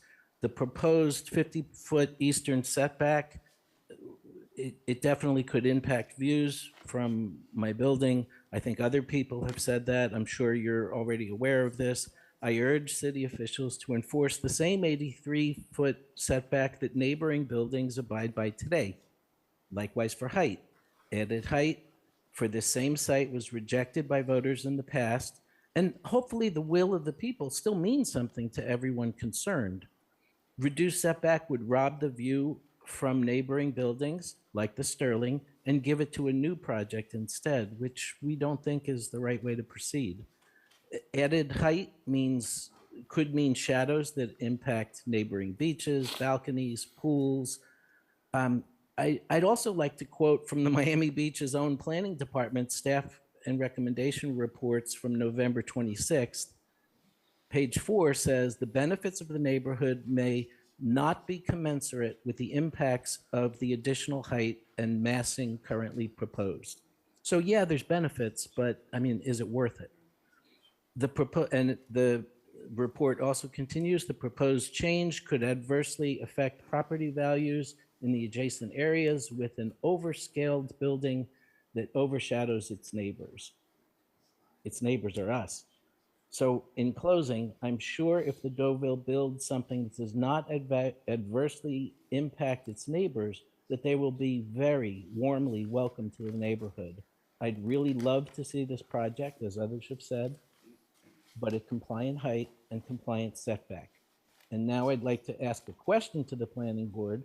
Could you comment on the email feedback that you received from other Sterling residents concerning the project? Did you receive emails asking for the same things I mentioned here today? Thank you very much. Thank you. We received multiple emails, so if they were sent, we received them. Our next caller is Johan Moore. Good morning, Planning Board and staff, and thank you very much, Michael, and I'll say it now, because the MBTV was muted at the beginning of your meeting a bit disconcertingly, that Angler's item 5 has been put off until the 8th of April. But I was pleased to come across this presentation, and I felt it my duty after my questions about a project at the last planning board meeting as a member of Sustainability Committee to comment solely favorably, though very strongly favorably, about this project's environmental benefits. The gray water irrigation, the native plants, all of that is an excellent aspect of this project, and I encourage other projects to emulate that, and developers to keep in mind that while it has an altruistic environmental benefit, certainly it penciled out. And I would implore this developer to not be stingy with sharing those details with your fellow developers. It's something to be included. I was very impressed by that aspect of the project. One more thing, since it hasn't been finished yet, check out the temperature reducing paint that may now be coming onto the market. An excellent idea maybe for such a building to increase its efficiency. Thank you very much. Thank you, Johan. Our next caller is Marcia Sussman.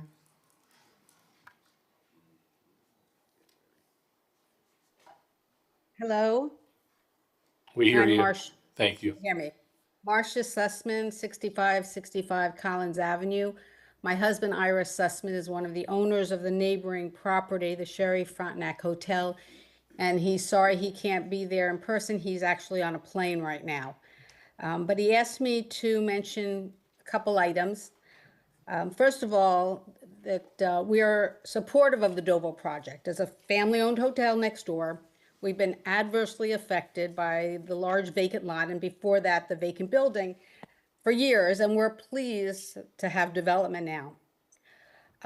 At their request, they've asked that the building replication part not be counted as FAR. We think it should be clear that not only should a building replication, but a historic building should also not be counted as FAR. Obviously, whatever is to be built will need approval. And the third item is the Deauville appears to be requesting side yard setback relief. And we would request that because it has a 500-foot width and is able to plan its development, that it follow the code with regard to its south side yard. A smaller setback on the south side will have a negative impact on the Sherry Frontenac and its development potential. Thank you. Our next caller is David. Hi, my name is David Sexton. I'm the president of the Normandy Fountain Business Association. I'm here today to speak in favor of this project on behalf of the businesses in Normandy Isle. I can remember specifically owning a brick and mortar business in Normandy in 2017 when the Deauville closed initially. It sent an economic shockwave through the community that our businesses still haven't 100% recovered from. In some ways, the Normandy Fountain Business Association was founded to combat the sudden drop off in business and in revenues that was caused by the closure. So I agree with this amazing process of figuring out what the setbacks should be, figuring out the pros and cons, but I think that we're moving forward towards a solution to what will be an amazing new revenue generator and a beautiful recreated historic site that will benefit everyone in North Beach. Thank you. Thank you. Next caller is Larry Schaefer. Good morning. This is Larry Schaefer, 233 81st Street in North Beach. Related to the design, the old Deauville, they had a spot you could walk down the beach walk, and they had an elevated tiki-style bar at the rear of the property that had ocean views and a hot tub nearby. I'd like to ask if there's something similar to that as part of the plan. That would be an interesting addition to North Beach. I also had some questions about the speed of development. Sandor Share and Claro Development bought Ocean Terrace so long ago that I don't even know, maybe 2018, 2019. And they're building the park, but they haven't built the building. They haven't built the structures. They haven't done anything with the rest of the property. Is there a way to negotiate with you to guarantee some type of completion deadline so we don't end up with a similar horrible situation like Ocean Terrace? Another thing that I'm concerned about is the safety of development. Given that the last time that David Martin and Terra developed in North Beach, 100 people died next to the development. And I'm concerned about the safety of my friends and neighbors in that area. And if he could maybe comment about maybe using different builders or different techniques, different management, but how can you promise the safety of the people that live nearby? And then finally, is there room to negotiate additional public benefits? Because what you're asking for is considerable. And we also have a history with the owner, Murielos, and we're not necessarily happy with them. So we think that enhanced level of public benefits could be negotiated here. And I'm specifically talking about benefits for the neighborhood, maybe contributions to kickstart the Geo Bond projects, which our city manager has delivered 8 million of 83 million owed. We are owed so much in North Beach. And maybe, David, you could work with us to go to the city and maybe kickstart those things, maybe add a little money as in cash, maybe loan a little money, and maybe add some expertise. Maybe you could talk to them and say, why aren't you building the garage? Why aren't you building the log cabin? It's a single family home. It's easy. Why aren't we providing the improvements? And work collaboratively towards a solution, because once again, I'm not opposed to this project. I don't think it should be delayed. I just think that safety and speed of development and public benefits should be addressed. Thank you. Our next caller is Tom Richardson.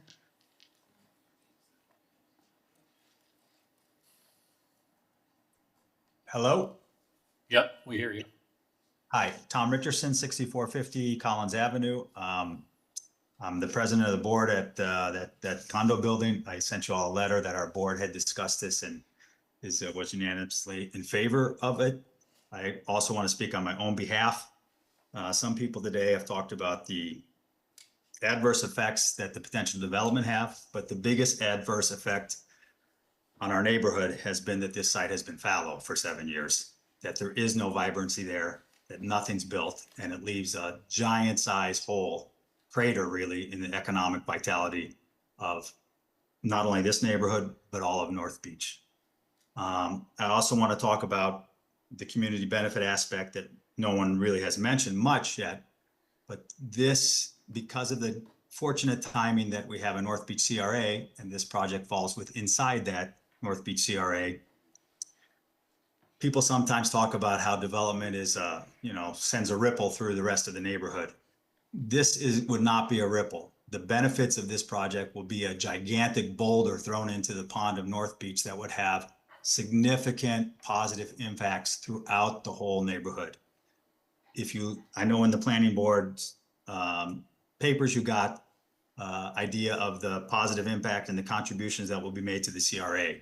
And that funding, besides the fact that this project in itself is a great benefit to the community, the faster it gets going, the quicker those contributions, significant contributions, over $10 million a year, start to the CRA, the quicker we can revitalize the rest of North Beach.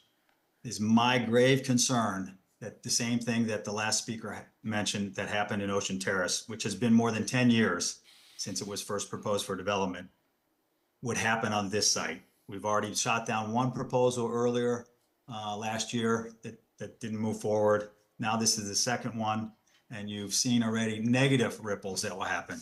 The Mamet is on hold pending what happens here. I don't know how many other developments will be on hold pending what happens here.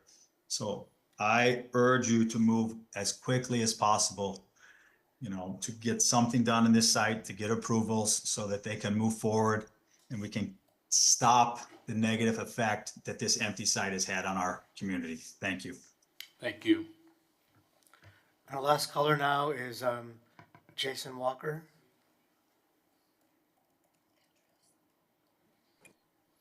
My concern, I'm a resident of the Sterling, and I happen to live on the south side. My concern with amongst my neighbors is the confluence of construction for the Mamet and the DeVille.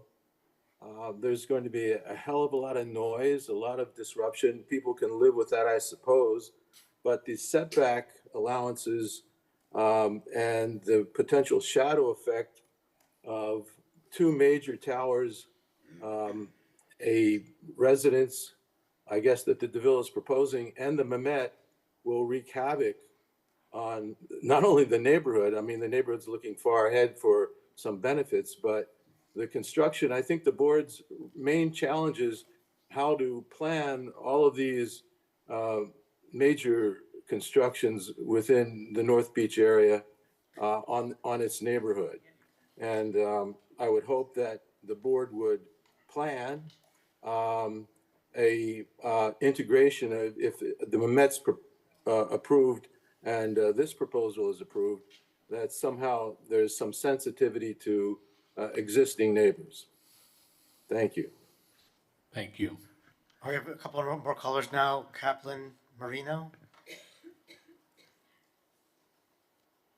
Hi, this is Nina Marino Kaplan. I'm a resident at the Sterling.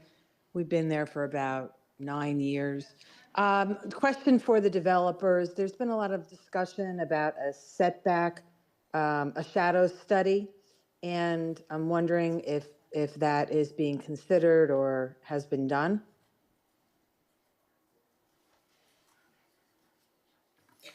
Okay, and the applicant won't be able to respond to any of the questions that were posed when they come to their rebuttal. Okay, do you have that any other sounds great. Do you have any other questions? No, look, I'm very much in favor of this project. I think the community really needs it, but I do object to any variances to the existing regulations in terms of both height and setback. Thank you. And our Thank last you.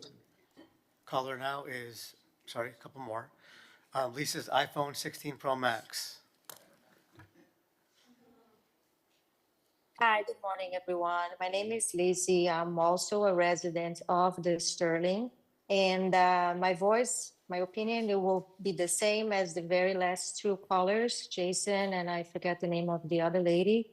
I'm opposing with the whole setback. We wanted to remain as is, and also the heights for shadows and all that. And also, I just don't understand, because a while ago we had a voting in the mail and we voted no for the setback and also the heights, and now they are trying to get this all back again. And I don't know how often we have to try to be on those calls, because every time we say no and we got the no going, then 6 months later they try it again, and then having all this hearing, and we have to be on top of it, otherwise they can just bypass and get their ways. I'm happy with the whole development. I'm just not happy with the situation with the setback that they're trying to change, and also the height, and that goes for the Mehmet. If Mehmet gets the height they want, then it's just going to be another sunny isles out in our area. So that's just my concern. Thank you. Okay, and our last caller now is Daniel Seraldo. Hi, guys. Yes, Daniel Seraldo with Miami Design Preservation League. I wanted to update the board that we are continuing to review the project. We did request, and the developer agreed, to have an in-person public meeting in North Beach. That will be taking place February 19th at 5:30. We'll be sending the info around. So for those folks at the Sterling and other neighbors, both in support and against, we welcome you to join us there, and we'll be sending out an announcement soon. One of the big changes here, though, is the level of reconstruction. This latest proposal is really only the podium, which I think they said is about 100,000 square feet. If that is the case, and if the main building won't be reconstructed, I think that the overall FAR will probably have to be adjusted, which might help as far as setbacks, the height of the new tower, etc. But if it's a full reconstruction, then yes, full bonus makes sense. If that's way pared down, I think we have to be realistic and not overdo it with the FAR and the height. And we look forward to continued engagement. Thank you. Thank you. We have another caller now, Anthony Rubin.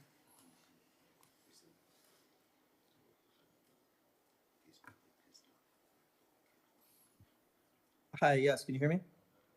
Yes. Great. Anthony Rubin, live at 67 Collins. Like to reiterate the setback. I think dismantling that, I think you're seeing the ripple effects come to fruition now with the property next door wanting to go vertical. other historical properties essentially have a pathway to be knocked down. Existing ownership could have easily kept up those side walls and kept historical significance. But to give grants on something that's no longer historically significant doesn't make any sense. Just like to reiterate that the fact that that is just makes no sense whatsoever, and that you'd be essentially giving a significant pathway to every developer set forth to ask for the same thing and push the envelope even further and further and further until there's no representation of any kind of zoning board here. And that's all I have to say. Thank you. Thank you. That concludes our callers. I would suggest we close the public. Yeah, we're going to close it. So it sounds to me, obviously, there's overwhelming support. The common concern, I guess, is setbacks. You guys want to talk about that at all?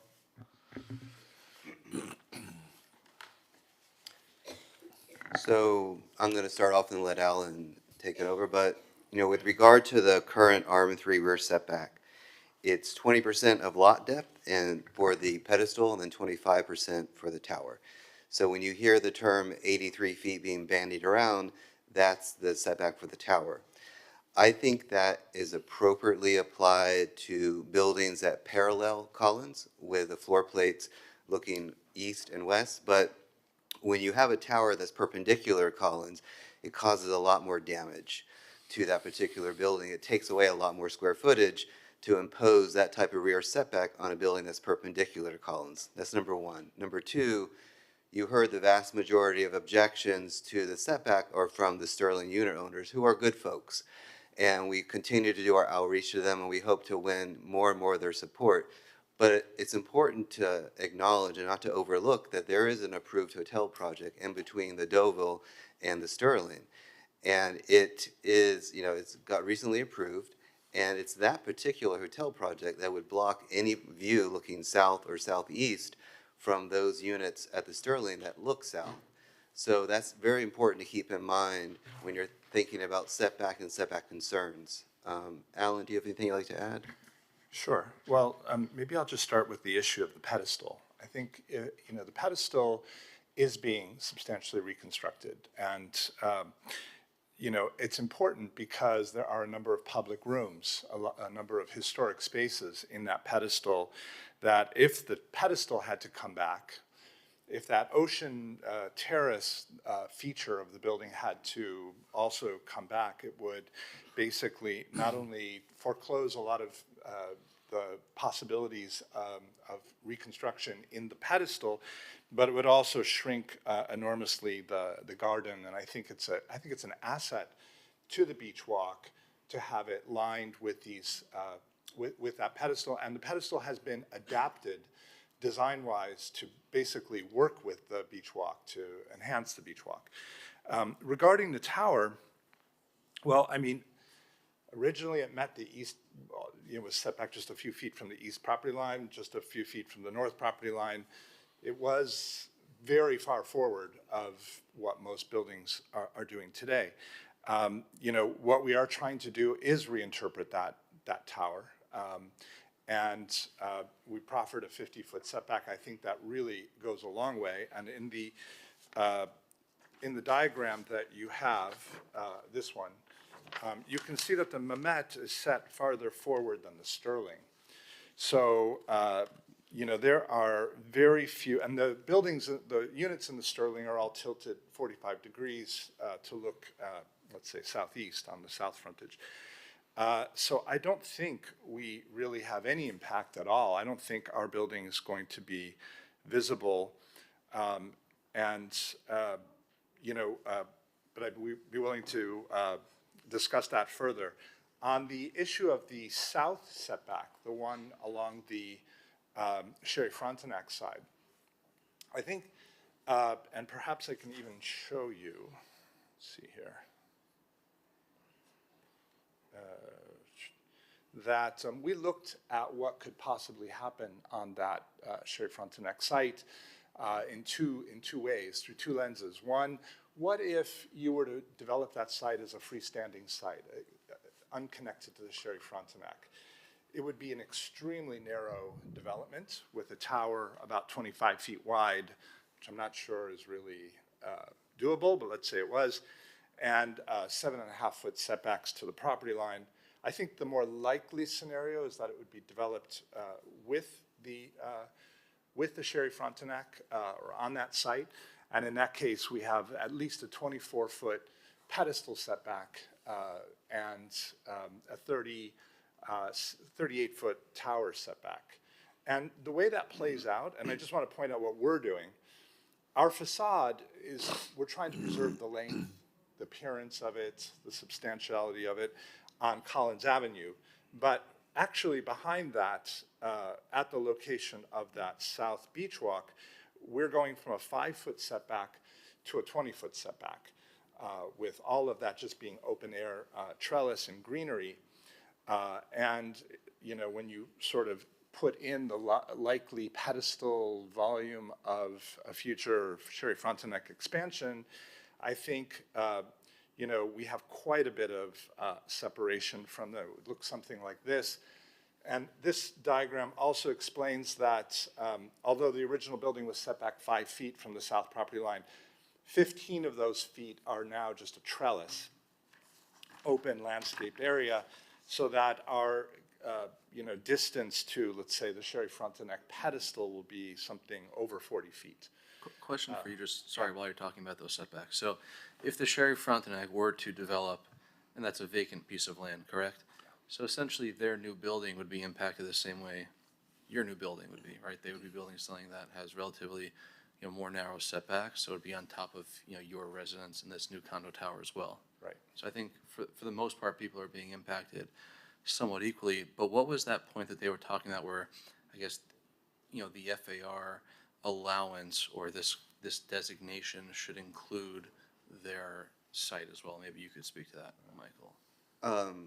I didn't hear hers. I knew that Ira had said that at a prior hearing. Right, they said on the last meeting, I think it was 2 things that we left it with. It was the setbacks Right. and it was inclusion of their site as part of. Yeah, well, unfortunately what happened, they did make that request when Steve Ross came through earlier. And this board did recommend the inclusion of that property. The reason that was different was that that was legislation sponsored by a commissioner. And that was before the FAR increase process was enacted by this commission in response to the adoption of a Florida statute that altered our police power here that you all know about. I'm not going to go into much detail about.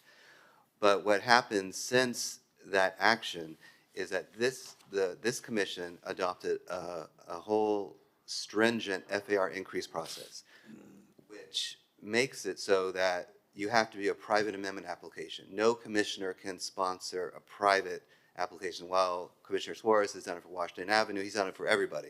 He won't do it for a private applicant. You know, this is for a private applicant, and with it comes responsibilities of doing a traffic study and a water and sewer demand study. Those are key to the development program of our property. We don't know what they're doing. It's too late in the process to do that. It's almost would be like if we came to you with a CUP application for a neighborhood impact establishment for restaurant use, and at the hearing, the neighboring restaurant said, hey, I'd like to climb on board now, it's less costly, I can do it right now. But no, you can't, because the entire application has been key to the impacts from that particular restaurant through a traffic study. Project specific versus, I guess, district specific. Correct. Now. That's correct.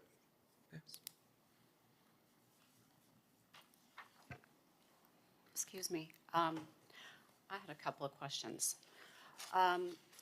It looks as though with the rear 50-foot setback, the oceanic deck disappears. Is that correct? No, the oceanic deck is still there. This 50-foot rear setback is a tower setback.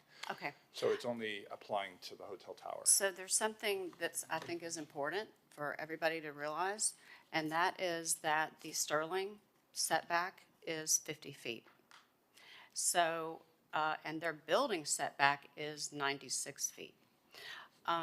They are already overshadowed by their own building at 1:15 p.m.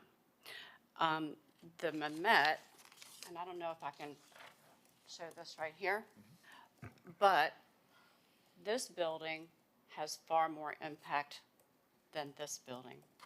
This will not have any impact at all. When you say this, you're speaking of the new Dovo? No, the Mamet. This is the Mamet. this building has an impact on you. This building, this piece of property has never been built since at least 2005. And I'm not sure why this building, which is the new hotel portion, I'm just trying to understand, because this is a historic hotel. This is a serious investment in preserving our MIMO architecture, and they're taking a lot of time, energy, money to help preserve our area. I think that when you push this back even more, it goes up higher, and I think that is more detrimental to the Sterling, which I'm not sure if that's something that anybody's considered. Yes, sir. Hold on, Dave, you gotta come Okay, up. so can I just, let me finish this? Yeah, and yeah, then- go ahead. I'm and then saying they'll- if you and want to then- speak, whoever and then- speaks, gotta and then come to the And then mic. I just wanted to, since we were Sure. talking about setbacks, I'm really not far away, and I see this. I have a lot of friends that live in here and live in the Sterling, but if you even, I don't know what time this was taken, but even right here, your own building is shading you. This is the problem. This Deauville is not. But you're not going to be, you didn't have a view before when the Do me a favor, Deauville was Dave, you're there. gonna speak, just come up to the mic. I'm sorry, you didn't have a view. You haven't, this property has been vacant. You didn't have a view when the Deauville was there before. So now you're saying that the Deauville is going to impact your view when it's not any higher than what it was. This building will impact your view. Right, we're at a 45-degree angle, and so David's been great because we are discussing this now, and we're actually evaluating different shadowing as well as how the view is actually impacted. Right. And we're just receiving that information now, but he and I are in communication to be open-minded and look at it objectively. Right. So And- you and may, you might be right, but we'll see it. I've lived here 20 years. Yes. And I've been watching all of this and waiting also. Yeah. So, I mean, we're on the same team. Yeah, we're all on this. We are, I'm well, just- I I'm- can't speak for all the owners of the building, but there is a lot that support proper development. The only thing we're wondering is right now, the Mamet has been held to that standard. And they were approved at 83.6, I believe. I'm not sure. That's not what this is. That's not, this is your actual building footprint. Yeah. This is theirs, which Yes. is right at about 45 I feet. think they're at 83 from what I understand. That might Their be setback is 83. for the tower. For- So, okay, so my point being, height is still going to impact you. And I know that y'all haven't had any view, corridor Right. impacts, and it's hard Right. to. Yeah. I get it. I get Yes, it. yes. I get it. I Yeah. do. So the only thing we're wondering, and we'd like to see it, is, I hear what you're saying, is the building department has approved 83. Mhm. So here we're now being presented with 50, which may work based upon what you're saying, but it needs to be properly vetted out. Right. Yeah, Michael, when is this first heard by commission? What does your scheduling look like? We have to March. advertise, I think, is it March. March? March 19th. The end of March, right. So that'd be the first, and there's still time for this process to change. Right, What because can't I don't want to change- delay the recommendation, Right, so all I'm what saying can't is change that. is increase in the FAR. So I think that preserving the difference between the first, what was voted on and was ultimately preempted by the state did not have the architectural and historical significance that this plan has. And I think that is vital to what we want to preserve as a neighborhood, to what we want to see as protecting some of what we have left of our rich history. And I also would like to, I'll later on just continue. Okay. Any other comments from you all? Board, any other questions or comments? I had a few comments. Could you go through, I guess, I mean, I know when I spoke with you, or Nick, kind of, and this is from the beginning, I always thought the height was a little bit out of scale with the neighborhood. And I remember seeing a rendering a while back where it showed these two towers quite a bit taller than the Carillon. Now they're close. Sort of the history of how the height developed. They were proposed to be a little taller, I'm assuming. At one point, I mean, David's nodding his head yes, so. And the reason I'm bringing that up It was is a because- reduction from like Yeah. 425 to 400, that's correct. So what is the Carillon now? What's the existing height there, and then the proposed height for these towers? 350? 356 is the Carillon.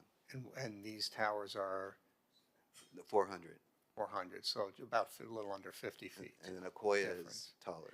Yeah, I just remember, I mean, because one of my concerns from the very beginning was just being out of scale with the sort of the as-built character, but I know I guess you've done something with the height in the past 6 months or so, because this looks a little bit more compatible, and also one of the slides you put up had a sort of assuming it's accurate, sort of, they look close, you know, when you step back and look at it, they look close, because that was one of my concerns, just the sort of incompatible height, but now it looks a little bit better. And you know, from the beginning, I've always told you that because of this site, the large frontage, I'm open to, you know, adjusting the FAR, adjusting the height, increasing both of those for a project to go forward. But you know, in listening to some of the comments, obviously there's some issues over the setbacks, and I too, you know, because this is not it's not a replication. You can call it a reinterpretation, but it's a new building, and it's not going to match you know, in general, it's going to be generally the same height, maybe some of the same features as the Carillon, I'm sorry, as the Deauville, but it's going to be a different building. So with that, you know, I think in terms of setbacks, I think there is maybe still some room to work with the neighbors and try to come to some kind of agreement. As our chair said, I mean, you know, most people, everyone's pretty much in favor of something going forward here, and I wouldn't want to hold back the process. But I think going forward, you definitely want to sit with the neighbors and do some more tweaking of those setbacks. Again, because this is a new building, in essence. It's going to have the name Deauville on it, but it's a new building. You're not really replicating exactly what was there. So, you know, that's one comment. Another one I had, I know in all the presentations I saw, there's going to be 2 beach access points, one on the south end, one on the north end.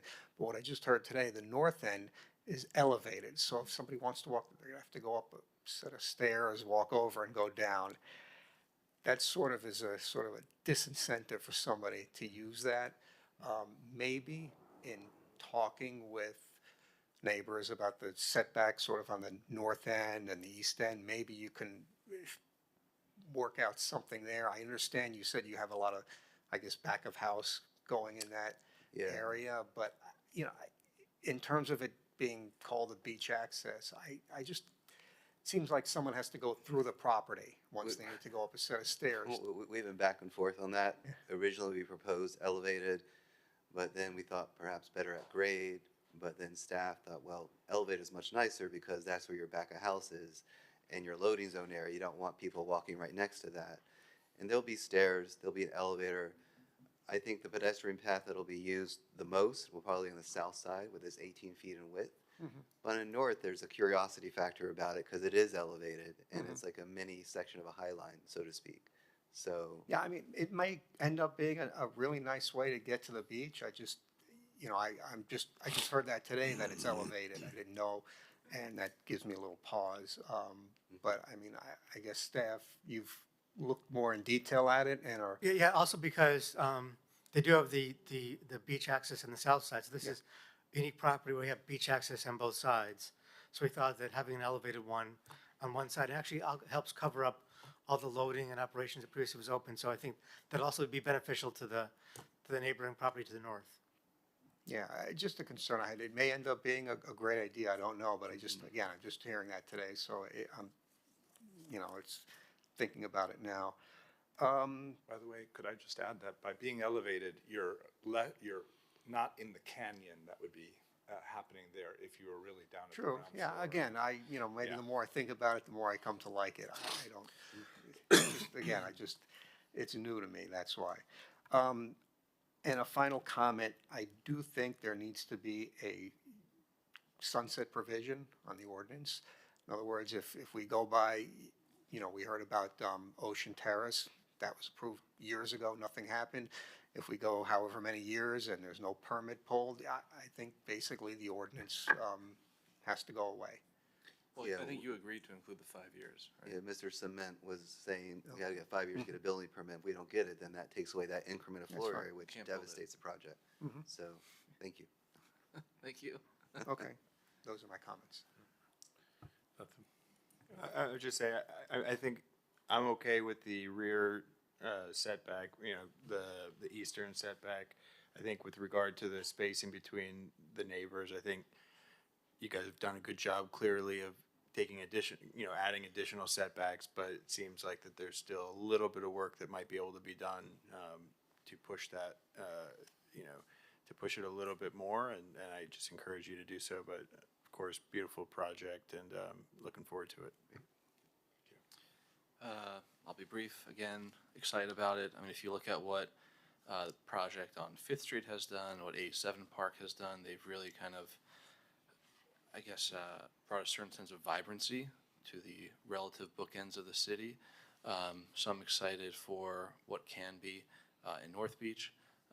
In terms of, the concerns about not totally rebuilding the Deauville, it's different times. Things, cost a different amount. And also I think the city has different needs. So what once was, a much larger, higher density project, I think kind of, what the design team has reconfigured is going to be better suited for the Miami Beach of today. I've only been on the beach for, 30 plus years, but my memories of the Deauville are, the arches as you're driving north on Collins. And I think for the most part, between that and the retail promenade that's coming back, I think that's going to go a long way towards bringing back that historical sense for those that have seen it. So thank you. Yeah, I just want to say that I want to move this forward. I think obviously we've heard pretty much overwhelming support. David and your team, Michael, I can't tell you how much I appreciate the outreach to the community, because to me that's what it's all about. It's just getting a balance of quality of life and success with the project. So. And I just want to remind everybody that spoke today and that's on Zoom that this will be going before the commission in March. All we're doing is recommending it favorably, I assume. And there's still more work to be done. And I appreciate that you're going to continue to work with the neighbors. And if there's tweaks that can be done and agreed to, then that can be presented to the commission. So again, thanks for all the outreach. And I think it's a great project for the North Beach. So. I would say that congratulations on the improvements you guys have made since the last time you presented. I think those are all positive changes, both in design and the added setback. I do understand the concern that some of the residents are sharing with this setting a precedent for other construction projects. I would say this is pretty much of a unique project, that it's been in news coverage and in talk for North Beach for a long time. So I would like to think that this is being treated a little differently than if it was just a brand new project. So for those concerned about the precedent that this is setting. So just like Brian just expressed, I'm looking forward to seeing this board help this move forward. Hi. So just a couple of things. I want people to understand that we want to see as much of the original structure being replicated as possible. The original plan was no setback, and you all listened to everyone and pushed it back by 50 feet as requested. I think that the more of the original structure that can be replicated, the more special it makes our area. And that's the reason that we're doing this, and also the reason why the first proposal, so to speak, was rejected, was because that was a significant request by the community, which was, we want to see the Deauville. Well, now we see the Deauville. So, well, a significant part of it, and including structures that we haven't seen since the 60s. The reduced population by reducing the hotel rooms is extremely important. The water consumption demand decreases by 48 to 50,000 gallons a day. Sanitary sewer is reduced also by about 50,000 gallons. The solid waste, 421 tons per year. The traffic impact also reduces morning peak hour trips by 246 and afternoon peak hour by 379. So that alleviates congestion. It adds to our overall quality of life. And we could have over 1,000 hotel units, or who knows. But this is a step in the right direction. And I believe that I heard Daniel Serrato the first time say that this is better than the original. And I appreciate you. Thank you. All right, someone want to move it? I'll make a motion to move with a favorable recommendation. I guess just to incorporate the comment, I mean, just as the commission is discussing it, to, I guess, consider whatever could be with setbacks, but generally a favorable recommendation. And I'll second. Okay. All in favor? Aye. Anyone opposed? No. Okay. This will be for both Favorably. items, PB 24. Yeah, actually, that was the first one. So that was Planning Board 0708, and then we'll have someone can also make a motion on 0693. I'll make the same motion to pass a favorable recommendation to the commission, while having them to consider the side setbacks. Okay. And I'll second. Okay. All in favor?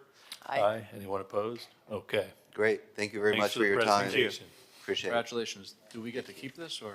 We're just gonna leave it here. We're going to take a, So I would suggest, I do believe we can finish the agenda in 15 minutes oh, for the rest of the ordinances, because two of them are just cleanups, and one is like a minor hotel amendment. Okay. So if you want to power through and then do lunch afterwards. yeah, if you guys I want would to grab suggest your that. lunch, you can, Anita, while we're doing this. So the next is item number 18, Planning Board File 250736, Ocean Terrace MXC zoning district change, CD2 LDR overlay. So this is a cleanup amendment, as the board may remember, last month. If you look on page 90 of the board packages, you'll see the Ocean Terrace overlay as the map on the top. And you'll see the zoning districts that are placed currently, which is the CD2 and MXC zoning districts. Now, within this area, we have the Ocean Terrace overlay, and that code section references both the MXC and CD2. So since we have this pending amendment to rezone that area that's MXC to CD2, we had to fine tune the regulations of the overlay district to reference the CD2, whether it's on Ocean Terrace or on Collins Avenue. So all this is a cleanup amendment. There's no substantive changes. We're recommending that the planning board transmit this to the city commission with a favorable recommendation. Public comment? Okay, is anyone here in chambers to speak on this? Anyone on Zoom? I Nobody on assume Zoom no. with their hand raised? Okay. Motion, Any questions, or someone want to move it? motion to approve? Okay. I'll second it. All in favor? Aye. Anyone opposed? Okay, passes. Next one is Planning Board File 270730, increase of minimum hotel unit size citywide. Well, this ordinance it looks pretty extensive and it is comprehensive. What it does is, right now, pretty much citywide, where hotel uses are allowed, the code has a provision that requires 85% of the hotel rooms to be at least 335 square feet, but it gives an allowance for up to 15% to be between 300 and 335 square feet. What this ordinance does is eliminate that small provision of 15% allowance to be between 300 and 335 square feet, and it requires that all hotel units be above 335 square feet. What it also does is clarify in the CD1 district where hotel units are not, where hotel use is not allowed. In the code, there was a provision that included the size for hotel units. We're taking that away since hotel rooms are not allowed in the CD1. There's no reason to have a minimum hotel unit size requirement. So this is just a cleanup for that portion to remove the reference to hotel uses in the CD1 zoning district. Otherwise, it doesn't change the allowance for within historic districts. You know, it does allow for reconfigured hotel rooms and original historic hotels to be as low as 200 square feet. It doesn't modify those requirements. It does, however, also remove the allowance for micro-hotel units in the TCC district. So in summary, it just eliminates the provision for smaller hotel rooms between 300 and 335 square feet, eliminates the micro-hotel units in the TCC districts, and clarifies that hotel units are not allowed in the CD1 district. Sorry. I guess, what's the purpose of this? Meaning, aren't smaller hotel rooms better for, I guess, shutting down the party, which is, you know, where you have 10 people staying in one larger room? Well, Wouldn't the preference be- we're removing the allowance to have smaller hotel rooms. So this, I'm saying, wouldn't you prefer to have smaller units? We're trying to eliminate micro units. No, but if you Micro have, unit if you have a hotels. micro hotel unit, you can only fit one person in there, instead of having a larger unit where you can fit 10 people in there, pay for one room. this only, the goal here is to, based on the direction of the city commission, is to acquire larger units. So I'm saying, that, but why? so I mean- so that prices can go up, so that you can have nicer hotels being built. There's a whole lot of reasons. And what happens, you can have a micro hotel unit, but they still have 3 or 4 people in them. I mean, right. There's often some of these hotels where there's not even a check-in and stuff, where they have these micro units and then 8 people end up sleeping in them. Right. So it tends to attract a rowdier crowd, oddly enough. Right, I think, and also, I had a couple of questions though, but one of them was, it appears that you still are allowed the 200 square feet in RM2, CD2. Yeah, in the district where it does allow it for example, contributing buildings and historic sites, we're not removing that allowance for smaller hotel rooms in those instances. So those exceptions would remain in place. This only removes the exception for new construction in those areas. So what about the TCC? So we're still allowed to No, have? no, the TCC district, we're removing the ability to do micro hotel units. On the bottom of page 100, it shows that that's and they're allowed, provided that the minimum of 20% of the gross floor area of the building consists of amenity space. That may, bottom of page 100. No, those were the exceptions, but we are removing, so that, for the ability to, removing the ability for new micro hotel units. We have that section in the code for existing units that were permitted. Okay. So they still have to meet that requirement, but we're removing the ability for new So micro that's for hotels. So one's all already of this permitted. is going away? Yes. This is going to be citywide? Well, Because this this is- is, and this I is- do appreciate Commissioner Rosen Gonzalez for bringing this forward. I think it's important for our city to move away from properties that are too small.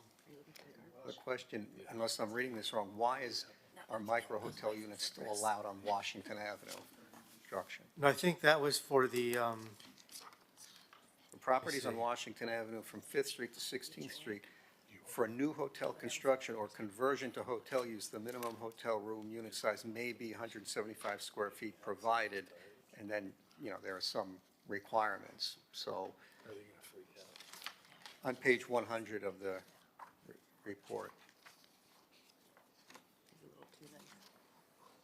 let me just look at the actual ordinance. Just a second. It's saying CD2 for Under Washington CD Avenue, in the 5th to CD2 16th. For new hotel construction, the minimum hotel unit size may be 175 feet, provided that 20% of the gross floor area of the hotel consists of hotel amenity space that is physically connected to and directly accessed from the hotel. Hotel amenity space includes and it goes into all of your amenities.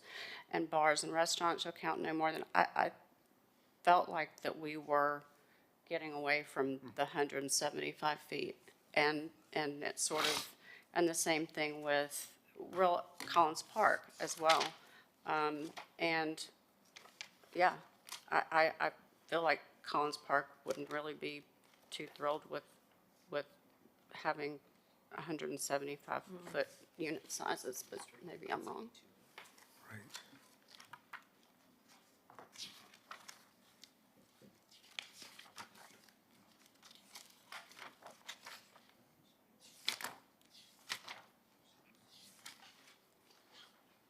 allow for contributing hotel structures in the Collins Park area to be 200 square feet minimum hotel room sizes, or for additions, or for rooftop additions to contributing structures in historic districts.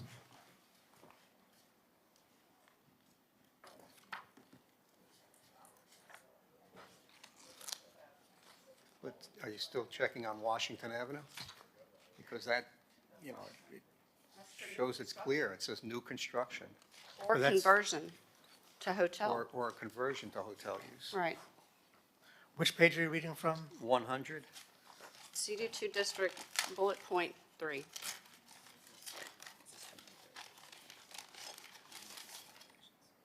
Right, those are the existing regulations.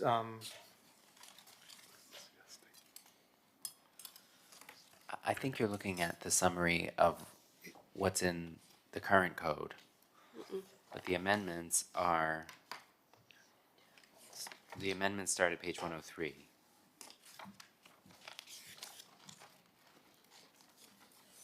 So in other words, Wait, for, can you repeat that, please, Nick? I think what the board's discussing, I think you're looking at the summary of the existing requirements, which is in the memo on page 99 and 100. But the changes proposed start at page 103, and they're by zoning district. These are the new ones on this page. I see, you're right. Okay. So if you look at the Okay, strike thank you. through in the tables. Forgive me, I can't read. so you're saying that anything, This is better. all of CD2, which is most of Washington, all the requirements on page 109 would govern, which is the Correct. development regulations table. Okay. Except for you still have the 200 square foot in Collins Park. Right, Hotel. because the idea was to keep those lower allowances for contributing hotel buildings. Okay, and I don't know, what do you all think? I think the intent there was to incentivize the rehabilitation of historic buildings rather than. I'm appreciative of this Yeah, okay. ordinance. So can you express your concern about? No, I would like to move the item. Move it. Okay, okay. Favorably to commission. Okay. Okay, have a second? Melissa I'll second. seconds. Oh, Scott seconded it. All right, all in favor? Aye. Anyone Aye. opposed? Okay, goes favorably. And the last should be an easy one, Planning Board File 250740, Hotel Use Amendment. So the last ordinance is a cleanup amendment. What's this? Wait, last one here. This is on page 120 of the board packages. The companion of what's already going through commission. Right, so I think the commission actually adopted it at first, was it first reading yesterday or second reading? Requiring a warrant process for the approval of hotel units on properties that are not directly on the ocean front. What this ordinance does is then institute and include a reference within all the zoning districts, this new warrant process. So someone's not confused that they can by right or as of right, come in with a hotel project. We amended all the code sections to reference that any apartment hotels, hostels, or suite hotels are allowed subject to the requirements of this new warrant process, which does require this step process for review by the city commission prior to the application of any hotel project before a land use board. So this ties into the process that's already in process for the warrant process for hotel uses. I believe it was adopted at first reading by city commission yesterday. Second reading. Second reading, okay. It was. Thanks, Nick. Yeah, so there's no substantive changes. It's just a cleanup and a reference to that code section. Anyone on Zoom? Nobody on Zoom with their hand raised? Okay, Motion to approve? I'll move it. what's that? I'll move the item favorably. Okay, yeah, she'll seconded it, so, No, second. all in favor? Aye. All opposed? Okay, it passes. You sat here all day, you didn't speak. Just enjoyed it, huh? Hey, you just wanted to sit here and And gaze. Any other comments from the board? We can adjourn? Thank you All all. right, meeting's adjourned. Thank Thank you. you. Oh, Sorry, Mike. Thank You had something? Mr. see you City all Attorney next Oh. month, March Mike 4th. Thanks, everybody. Thank you.